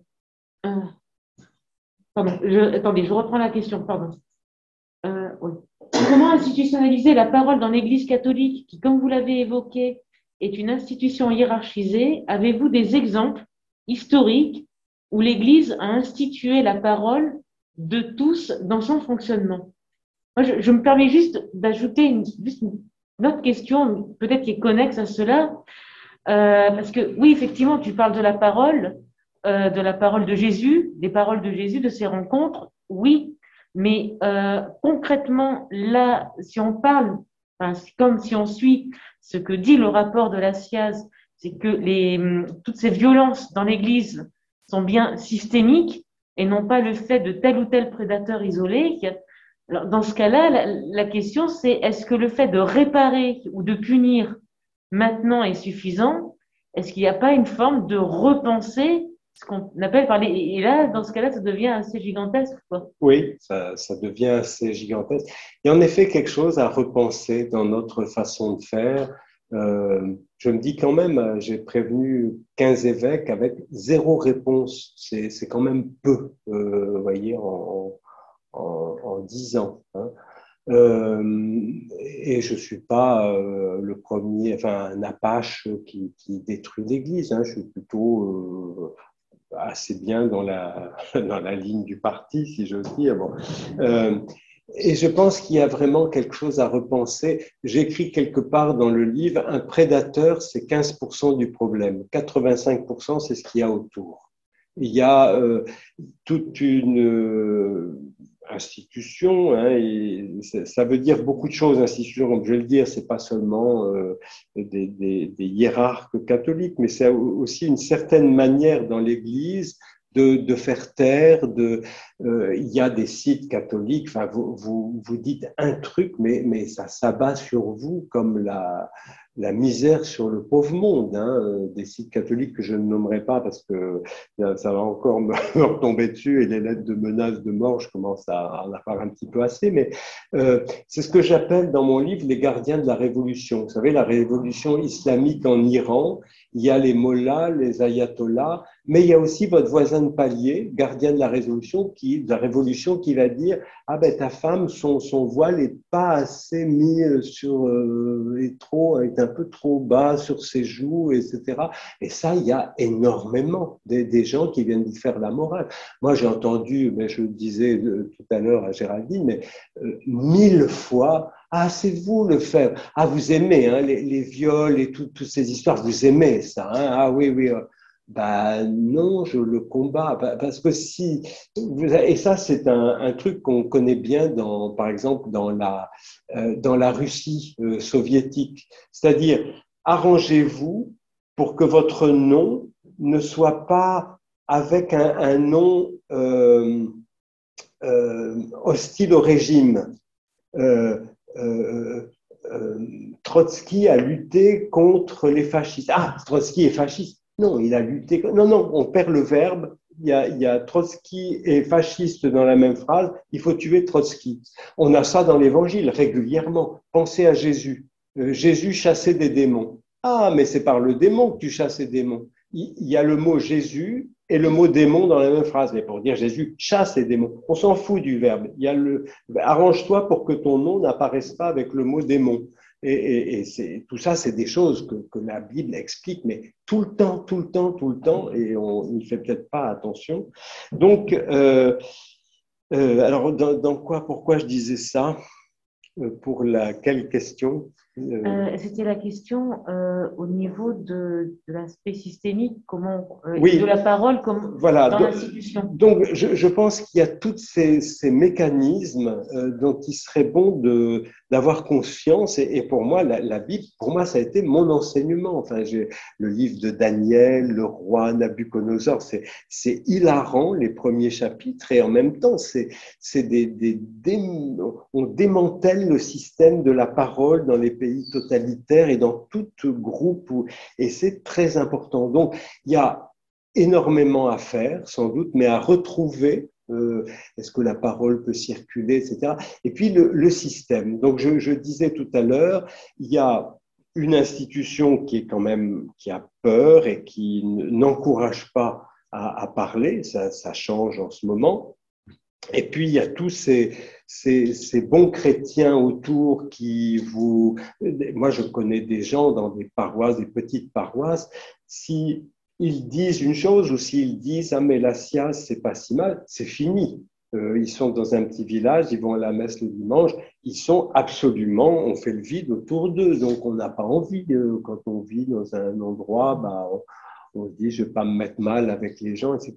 Donc, vous voyez, il y a tout un système. Moi, je l'ai vu apparaître peu à peu. C'est pas qu'il y a un mot d'ordre qui est donné. Chacun sait ce qu'il a à faire pour faire taire et pour que l'information ne sorte pas, ne paraisse pas, n'ait pas de... Et vraiment, ça, je l'ai vu de mes yeux, donc une petite vingtaine de fois, hein, avec ce que j'ai... Et c'est quand même assez impressionnant. Et on se dit, mais est-ce qu'on peut... Un jour, j'ai parlé à un évêque qui est passé à Fribourg. Je lui ai dit, Monseigneur, il est venu dans ma chambre. Je lui ai dit, écoutez, il s'est passé tel truc, qu'est-ce que vous en pensez? Ah oui, oui, c'est vrai, on n'aurait jamais dû faire appel à quelqu'un d'aussi fragile. Ah, j'ai dit, mais alors, donc vous reconnaissez qu'il est fragile, cette personne que vous avez. Oui, bon, alors là, il faut que je prenne l'avion pour Rome, donc je monte train et puis l'avion, j'y vais. Hein. Bon, d'accord. Et difficile parce qu'on peut dire, oui, bah oui, c'est vrai, c'est pas le meilleur collaborateur qu'on ait eu. Je parle de mon prédateur dont j'ai parlé au début et on a fait une erreur sur la personne et bon, oui, et on va faire quelque chose ou bien ça. Mais non, on sent que l'aspect systémique, ne pas faire de brèche dans le système, prend le pas sur cette espèce d'abandon qui serait quelquefois nécessaire et qu'on appelle aussi dans la Bible la croix, je crois. Est-ce que vous pourriez nous remettre en perspective, vous l'avez déjà fait, déjà repris, mais mettre en perspective deux soumissions. L'une, qui est celle qu'on peut constater dans l'omerta que vous avez pointé à tel moment, ces incitations au silence, au pardon, et tout ça sous couvert de miséricorde, et qui sont autant de propos qui contribuent à favoriser l'acceptation des emprises. Alors voilà, c'est la première soumission, et j'aurais voulu que vous la mettiez en perspective avec celle qu'on trouve éventuellement dans les textes évangéliques. Vous savez, après, je ne sais plus quel incartade de Jésus, et Jésus, il leur été soumis. Alors, Luc 2, oui, après, Jésus perdu et retrouvé au temple. Voilà. Oui. Voilà, deux soumissions, sans doute pas les mêmes. Exactement. Et là encore, il faut regarder les textes bibliques parce que c'est comme pour tout, il y a soumission et soumission. À quoi est-on soumis? À qui est-on soumis? Il était soumis à ses parents qui ont compris quelque chose quand même. Quand Jésus a disparu 3 jours, qu'ils l'ont retrouvé, et ok. Et donc, il était soumis, mais comme cet être libre qui a pu rester 3 jours à Jérusalem, qui a pu susciter chez ses parents une recherche. Et c'est très intéressant de voir que même Marie et Joseph ont dû chercher Jésus. C'est bien. Jésus, c'est pas un lot qu'ils ont eu au départ et puis maintenant, nous, on a Jésus à la maison, c'est bon. Non, il faut encore le chercher une fois qu'on l'a. ton père et moi avons dans l'angoisse, t'avons cherché dans l'angoisse. Ben ouais, c'est ça qu'on fait quelquefois. On cherche dans l'angoisse celui qui peut nous sauver. Donc il y a soumission et soumission, et dans ce cas-là, celui qui leur est soumis, ça n'est pas un petit béni oui-oui, un peu idiot qui va faire tout ce qu'on lui dit. C'est un gars qui a manifesté que sa place, comme il le dit à ses parents, c'est chez le Père. Donc, il y a une manière d'être soumis quand on habite la maison du Père et qui n'est justement pas une soumission bête et méchante, je dirais, où on va jamais rien dire et rien faire. Et quand Jésus commence sa mission, il vient justement après son baptême et les premiers, c'est des textes qu'on lisait dans la liturgie il n'y a pas si longtemps, il revient précisément à Nazareth, là où il avait été nourri, dit exactement le texte. Il faudrait d'ailleurs penser là-dessus, et ça se passe très mal. Donc le petit garçon de Nazareth, la soumission dont il a fait preuve, elle est de quel ordre? Il s'est soumis à quoi? Il s'est soumis à ce qui, dans ses parents, vient de plus loin qu'eux. Il s'est soumis au plan de Dieu, même si c'est une expression que je ne prononce pas sans problème. Ça veut dire il le fortifiait, il s'est fortifié. Oui, Parce oui. que si vous dites qu'il était soumis, vous oui. arrêtez là. Oui. Il manque quelque chose. Oui, parce que le texte va beaucoup plus loin. Oui, oui. Et si on s'arrête à il est soumis, oui. alors on se pose des questions, mais le texte continue. Oui. Et dans la continuité du texte, il y a une explication. Et c'est là que votre livre est remarquable, c'est que vous mettez de la lumière, vous allumez de nouveau une lumière et vous nous faites comprendre le texte. Vous dites cherchez, cherchez, parce que tout vous est donné. Cherchez. Merci, merci beaucoup. Oui. Donc il y a vraiment tout un travail à faire pour réentendre ces mots. On est soumis à qui? Comme la vengeance de Dieu. Voici ma vengeance, je viens vous sauver. C'est-à-dire que vous le vouliez ou non, que vous soyez prêt ou non, que vous me receviez ou non, je viens vous sauver. Ça donne un autre sens à la vengeance. Moi, je crois vraiment que Jésus, qui a manifesté cette autorité qu'il avait en restant à Jérusalem sans le dire à ses parents et en étant dans la maison du Père, il est soumis comme un garçon qui est dans la maison du Père. Donc, c'est un autre concept qu'une espèce d'obéissance aveugle et puérile. Il y a d'autres soumissions, celles qu'on pointe ce soir, oui. des violences qui ont à être tenues à l'écart, qu'on a oui. refusé, sinon c'est compliqué pendant je ne sais combien d'années, et qui justement peuvent être aussi le fruit d'une éducation. C'est un style de parole qui invite au silence et à la soumission. Oui. Et celle-là, elle est complètement à refuser. Oui, et parce qu'elle est d'ordre idolatrique, c'est-à-dire on se soumet non pas à Dieu, mais à une certaine idée qu'on en a et de l'ordre qui va avec, qui devrait aller avec. Ah ben oui, c'est ça. Et c'est pas ça du tout. Ça, c'est de l'idolâtrie, vraiment. Et quand on lit, par exemple, tous les livres prophétiques, les prophètes sont alors des insoumis, c'est un terme dont on parle beaucoup en ce moment d'élection, mais c'est-à-dire la soumission à Dieu. Pensez par exemple, le livre de Jérémie au chapitre 36, quand le rouleau de Jérémie va être brûlé par le roi. Il a dit une parole, cette parole va être répétée, tout ça, elle va arriver devant le roi, le rouleau où est écrit la parole de Jérémie, qui va la brûler. Et on dit après que Jérémie était caché, Dieu l'avait caché, et il écrit un autre rouleau avec beaucoup plus de paroles encore. C'est-à-dire, on ne va pas faire taire la parole. Et Jérémie est un insoumis, sachant que c'est un prophète qui marche au pas de Dieu. C'est pas une sorte d'électron libre qui dit n'importe quoi.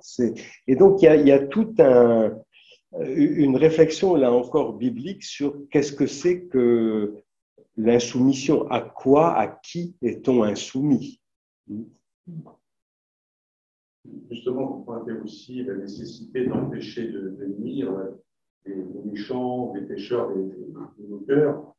Justement, dans ce que vous venez de dire là, je pense qu'on peut entendre quelque chose qui permet, en disant haut et fort, en refusant de se soumettre au silence, Oui. de dire une parole, Oui. le respect dans C'est l'échange, juste. le respect des réflexions de l'autre, ou Oui. de l'autre, Oui. autre, même sans même partie.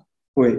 Je crois que c'est là, parce qu'en lisant votre livre, j'ai cherché longtemps, mais il dit qu'il faut empêcher de nuire, mais comment? Et finalement, quand on fait le tour, quand on retraverse tout ce qui vient de se dire ce soir, on voit, alors c'est pas magique, hein, mais il y a quelque chose qui peut se jouer. Enfin, il y a une tentative qui peut être là. Oui.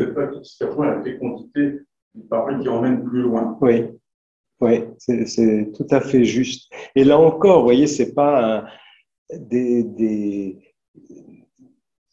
packages avec tout dedans, il faut faire ça, puis dire ça, puis c'est bon. Ben non, il faut voir sur le terrain. Et je pense que, vous voyez, ça nous remet aussi toutes ces questions, comment on va faire, comment on va dire, devant notre dignité. Il ne s'agit pas d'appliquer des trucs, il s'agit de réfléchir et parfois de se laisser guider, quelquefois aussi avec il y a des méthodes quelquefois à suivre pour écouter, etc. Mais enfin, ça ne se résorbe pas là-dedans seulement, dans une espèce de choses à faire ou de dispositifs à mettre en place. Et il faut que ça soit habité par des gens qui cherchent la vérité et la vie. Et je pense que, vous voyez, paradoxalement, nous sommes remis devant notre dignité d'êtres qui peuvent consentir à faire le bien, à comprendre, à aller plus loin, plutôt que des petits garçons et des petites filles. On va nous remettre un nouveau cadre et puis un nouveau chemin, puis on va refaire tout ça, puis ça va aller bien. Non, non. Vous voyez, les prophètes ou le Christ lui-même sont toujours inattendus dans leurs paroles, dans leur qui l'eût cru qu'une Cananéenne qui interpelle Jésus s'entende dire grande est ta foi. Vous savez, dans les synoptiques, il est agaçant Jésus. Hein. Quand il parle de foi, c'est toujours des païens. On va dire mais merde, alors on va au caté depuis qu'on est petit et tout ça, et c'est des sales païens qui, ben oui, parce que c'est autre chose peut-être, et que ça se joue autrement que par l'application d'un certain nombre de processus, de procédés et de paroles toutes faites, comme Jésus le dit tout le temps. Oui. C'est quand même la difficulté aujourd'hui, parce que justement, on est dans une société où il y a plein de process, on attend des institutions. Ce que vous voulez dire, c'est pas forcément dans la dynamique actuelle. Oui. Hein. On voit les institutions attendent toujours des procès, des machins. C'est vrai que c'est pas forcément facile d'avoir une parole libre. Oui. Oui, c'est vrai. Dans une société qui aide à cette parole. Oui. Et si, vous avez tout à fait raison, et si les chrétiens veulent revenir un peu à la surface, c'est peut-être en manifestant cette liberté et cette façon de faire qui n'est pas l'application de choses que notre société impose. Vous savez, même maintenant, à l'université, je vois en Suisse, et en quelques années, tout a changé. Le jour, la secrétaire m'écrit un mail, je vais t'envoyer un processus. C'est un processus de quoi? Un processus. Bon, je ne savais pas trop. C'est un terme accrédité, non? Ça devait être un truc informatique pour faire, je ne sais pas. Enfin, moi, je n'y connais rien. Et voilà. Mais c'est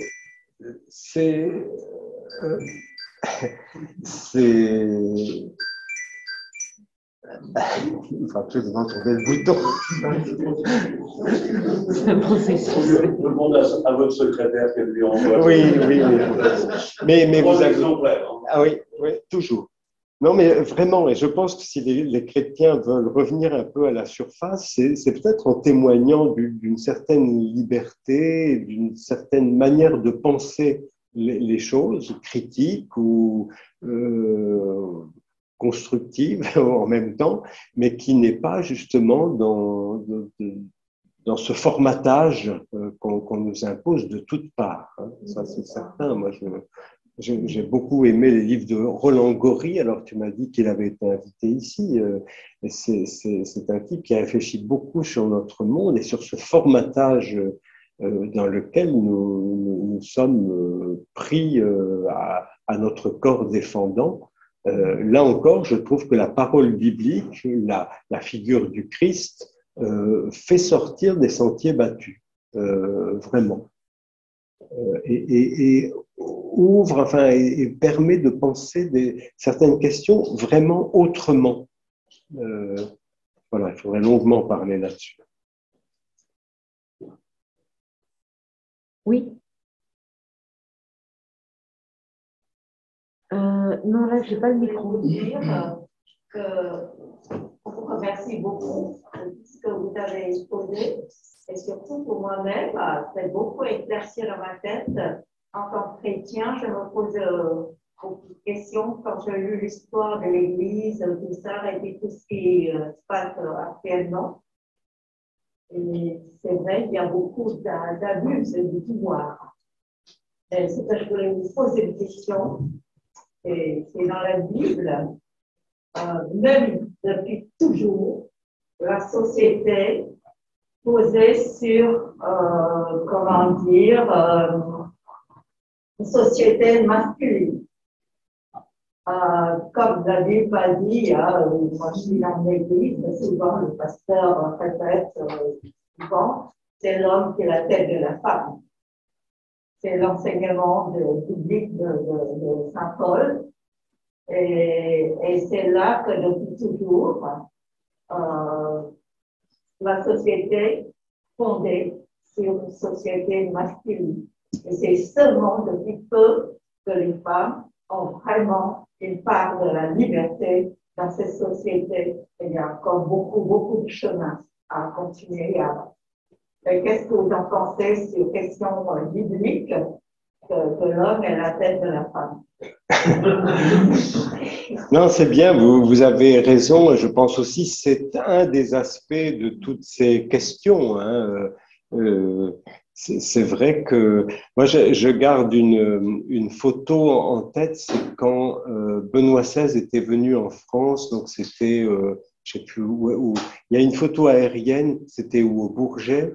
Donc il y avait Benoît XVI, des cardinaux, des évêques, des prêtres, et puis tout le peuple les rachetait, et de haut, on se disait, oui, et puis il n'y a que des mecs là-dedans, mais et je pense que là encore, dans les évangiles, vous voyez, par exemple au début du chapitre 8 de Saint Luc, c'est d'ailleurs juste après un épisode où Jésus était reçu par des nobles pharisiens et puis il y a une femme qui est venue avec du parfum et tous les hommes étaient complètement retournés. Jésus dit, ouais, non, c'est elle, elle a compris. Bon. Et juste après, il est dit qu'il en choisit 12, hein, et il y avait aussi beaucoup de femmes. Alors, la Bible de Jérusalem traduit pudiquement par quelques femmes. Non, c'est pollai en grec, beaucoup de femmes. Et je pense que dans les évangiles, là encore, les femmes sont, c'est vrai, par exemple, même chez Marc, hein, déjà, moins nombreuses que les hommes, mais à des moments absolument marquants. Hein, vous savez, la première femme dans Marc, c'est la belle-mère de Pierre. On dit à Jésus, elle est malade. Il va, il s'approche d'elle, il la prend par la main, il la remet debout, et elle les servait. Et remettre debout, c'est le même terme que ressusciter, qui sera employé à la fin de l'évangile. Et servait, alors on pense tout de suite, ah ben, elle a dû faire des pâtes et puis nettoyer. Non, Jésus explique beaucoup après ce que c'est que servir aux disciples qui ne comprennent pas du tout dans Marc. Le service, c'est vraiment servir Dieu, mettre Dieu dans un groupe humain. Et moi, je vois cette femme comment elle a servi Jésus, en allant appeler les voisins en disant « Venez chez moi, il est là et il faut l'écouter », bon, quelque chose comme ça. C'est-à-dire qu'il y a un rôle, me semble-t-il, comment dire ça, anticipateur des femmes dans toute la Bible. Donc, il y a souvent des femmes dans les premières pages des livres bibliques. C'est pas rien. C'est-à-dire ce qui est fondé, ce qui fonde, ce sont les femmes qui l'annoncent, qui le montrent. Moi, je crois qu'elle renvoie au Père, un Dieu comme Père. C'est pas les hommes c'est pas les pères humains qui ramènent au Père, ce sont les femmes qui désignent Dieu comme Père. Les hommes, ils ont à être fils, c'est autre chose. Et donc, il y a je pense vraiment quelque chose à trouver, à retrouver. J'avais lu la vie d'une laïque dominicaine du XIVe siècle, c'est Sainte Catherine de Sienne. Vous savez, elle écrivait à tous les puissants. Par exemple, pendant la guerre de 100 ans, elle écrit au roi de France, mais quand est-ce que ça va se terminer, cette guerre interminable? Alors, on n'a pas la réponse du roi, qui apparemment, on n'a pas donné suite, parce que les saints et les saintes, c'est toujours après qu'ils sont saints et saintes, mais quand ils sont là, ils emmerdent tout le monde. Mais il y a là encore, en effet, quelque chose à réfléchir. Et je pense dans cette église avec c'est vrai, un clergé uniquement masculin, qu'est-ce qui est à repenser? Est-ce que des hommes peuvent vivre sans qu'une femme, des femmes, leur montre un chemin qu'ils ne connaissent pas, par exemple? Et ça, pour moi, c'est une expérience que j'ai faite. Heureusement qu'il y a eu des femmes dans ma vie pour m'ouvrir à des orientations que je voyais pas ou que j'aurais pas vraiment prises. Donc il y a vraiment, et je pense que dans les histoires d'abus, etc., il y a quelque chose là à penser aussi dans un équilibre. Enfin, c'est pas le bon mot, mais dans une présence d'hommes et de femmes à retrouver dans leur mission, si on peut dire, venue de Dieu. Qu'est-ce qu'une femme va montrer? Qu'est-ce qu'un homme, de quoi un homme témoigne-t-il? Ouais, comme on nous avait demandé quand on se préparait au sacerdoce, quel texte tu choisirais? Ah, moi je dis c'est les femmes au parfum dans la Bible. On m'a dit quel rapport avec l'ordination sacerdotale? Ben justement, quand on est ordonné, on reçoit l'huile d'onction. Et l'huile d'onction, dans les évangiles, ce sont les femmes qui la donnent à Jésus. Et vous voyez, avant que Jésus lave les pieds de ses disciples, juste avant, Marie lui a lavé les pieds avec une huile parfumée. Donc, ce que fait Jésus, c'est souvent déjà indiqué, manifesté par une femme avant lui. Vous voyez, dans l'évangile de Luc, chapitre 2, Marie met Jésus dans une mangeoire. Pourquoi? Parce qu'il va être mangé. Donc, le premier geste eucharistique de l'évangile, avant Jésus, c'est Marie qui le pose. Vous voyez, il y a quelque chose de fondateur chez des femmes, quelque chose, une certaine attitude qui indique le chemin qu'on va découvrir peu à peu, mais qu'elles savent déjà. Et donc, il y a des femmes entourées, soutenues Jésus, comme soutenues les disciples oui. Pendant leur parcours d'annoncer l'évangile. Et surtout, les femmes sont les premiers qui ont annoncé Jésus était vivant. Oui, la résurrection. Malgré tout, oui. dans tous les oui. églises, oui.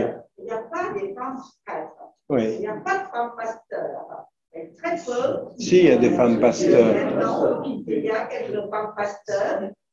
Il nous en a une à 3 quand même. Hein. Elle n'a pas pu venir ce soir, elle s'en excuse, mais elle est là. Quoi. Mais il y a encore beaucoup de critiques. Oui, oui. Et ça, il y a quelque chose à penser vraiment, je pense là-dessus. C'est certain. Comme vous avez beaucoup éclairé, parce que depuis toujours, je regardais sur la guerre de religion, abuser des pouvoirs, brûler les gens vivants, l'époque de l'Inquisition, tout ça, c'est vraiment, on abuse le pouvoir, tout ça. Qu'est-ce que je fais depuis que je me suis convertie vers le christianisme? Si le christianisme est comme ça, comment d'être chrétien? Et parfois, je me pose des questions. Il faut se poser les questions à ce niveau, en effet. Daniel, tu as une question, je crois. Depuis tout à l'heure, tu es... J'aurais une question. C'est une question. Je me demande comment, je vais pas avoir cette question. Grâce à vous, je peux vous demander comment interpréter, comment entendre la parole de Jésus qui dit malheur à celui qui scandalise un de ses enfants. Alors, première question, est-ce que cette traduction qu'on apprenait à l'école est valable? Et deuxième question, est-ce qu'il y a des références, des exégèses, des commentaires sur ce type de scandaliser? Parce que scandaliser, c'est exactement ce qui se passe, et sans doute une des raisons du silence. C'est pas possible, c'est pas possible. Oui, c'est vrai que le mot scandaliser, c'est mettre une pierre sur la route de quelqu'un, mettre un obstacle. Le scandalon, c'est l'obstacle sur la route. Donc, alors il faut voir le texte. Ça, c'est en effet, vous faites bien de. Aujourd'hui, ça a pris ce sens. Ça veut dire épouvanté, révolté, etc. Le mot lui-même signifie malheur à celui qui met un obstacle sur la route de celui qui cherche et qui est déjà sur le bon chemin. Et c'est ce que Jésus dit à Pierre au chapitre 16 de Matthieu, passe derrière moi Satan. C'est Satan comme le scandale, c'est l'idée de celui qui barre la route, celui qui fait obstacle. Et donc, malheur à celui qui scandalise, malheur à celui, et je pense dans l'Église, par exemple, enfin, toutes ces histoires qu'on tait, qu'on ne traite pas, etc., ça, c'est du scandale, c'est-à-dire des obstacles mis, et on se dit, on vient de le dire, mais à quoi bon être chrétien si on est dans... si la vie ou l'intégrité physique d'un enfant, on passe sous silence au profit d'un ordre de l'Église, donc il ne faut pas trop bouger. C'est ça et je pense qu'on a dans l'Église un très très très grave péché. Vraiment, je pense que, vous savez, on a toujours des années de la vie religieuse, des années de ceci ou de cela. Il faudrait une année où on la boucle, où on la ferme, où on se dise, on va réfléchir, on va penser, on va prier, on va jeûner, on va demander pardon. En général, c'est ceux qui n'ont rien commis qui le demandent pour les autres. C'est ça le pardon, en gros. Mais se taire et penser à tout ça. Pour tous les scandales commis, c'est-à-dire les obstacles mis sur la route de ceux qui étaient en train de se donner, de trouver. Combien de fois j'ai entendu des gens qui ont été, y compris des gens religieux, qui s'apprêtaient qui étaient heureux de découvrir la foi, le Christ, et qui, après un viol ou des mauvais traitements de gens d'église, soit ont vécu difficilement leur vie religieuse, soit se sont éloignés définitivement de l'Église, enfin en tout cas officiellement.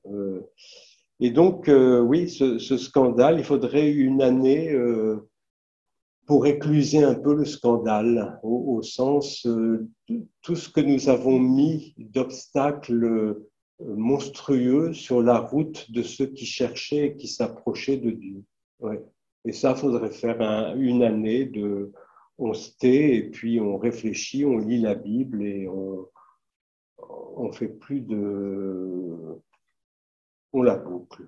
Ouais.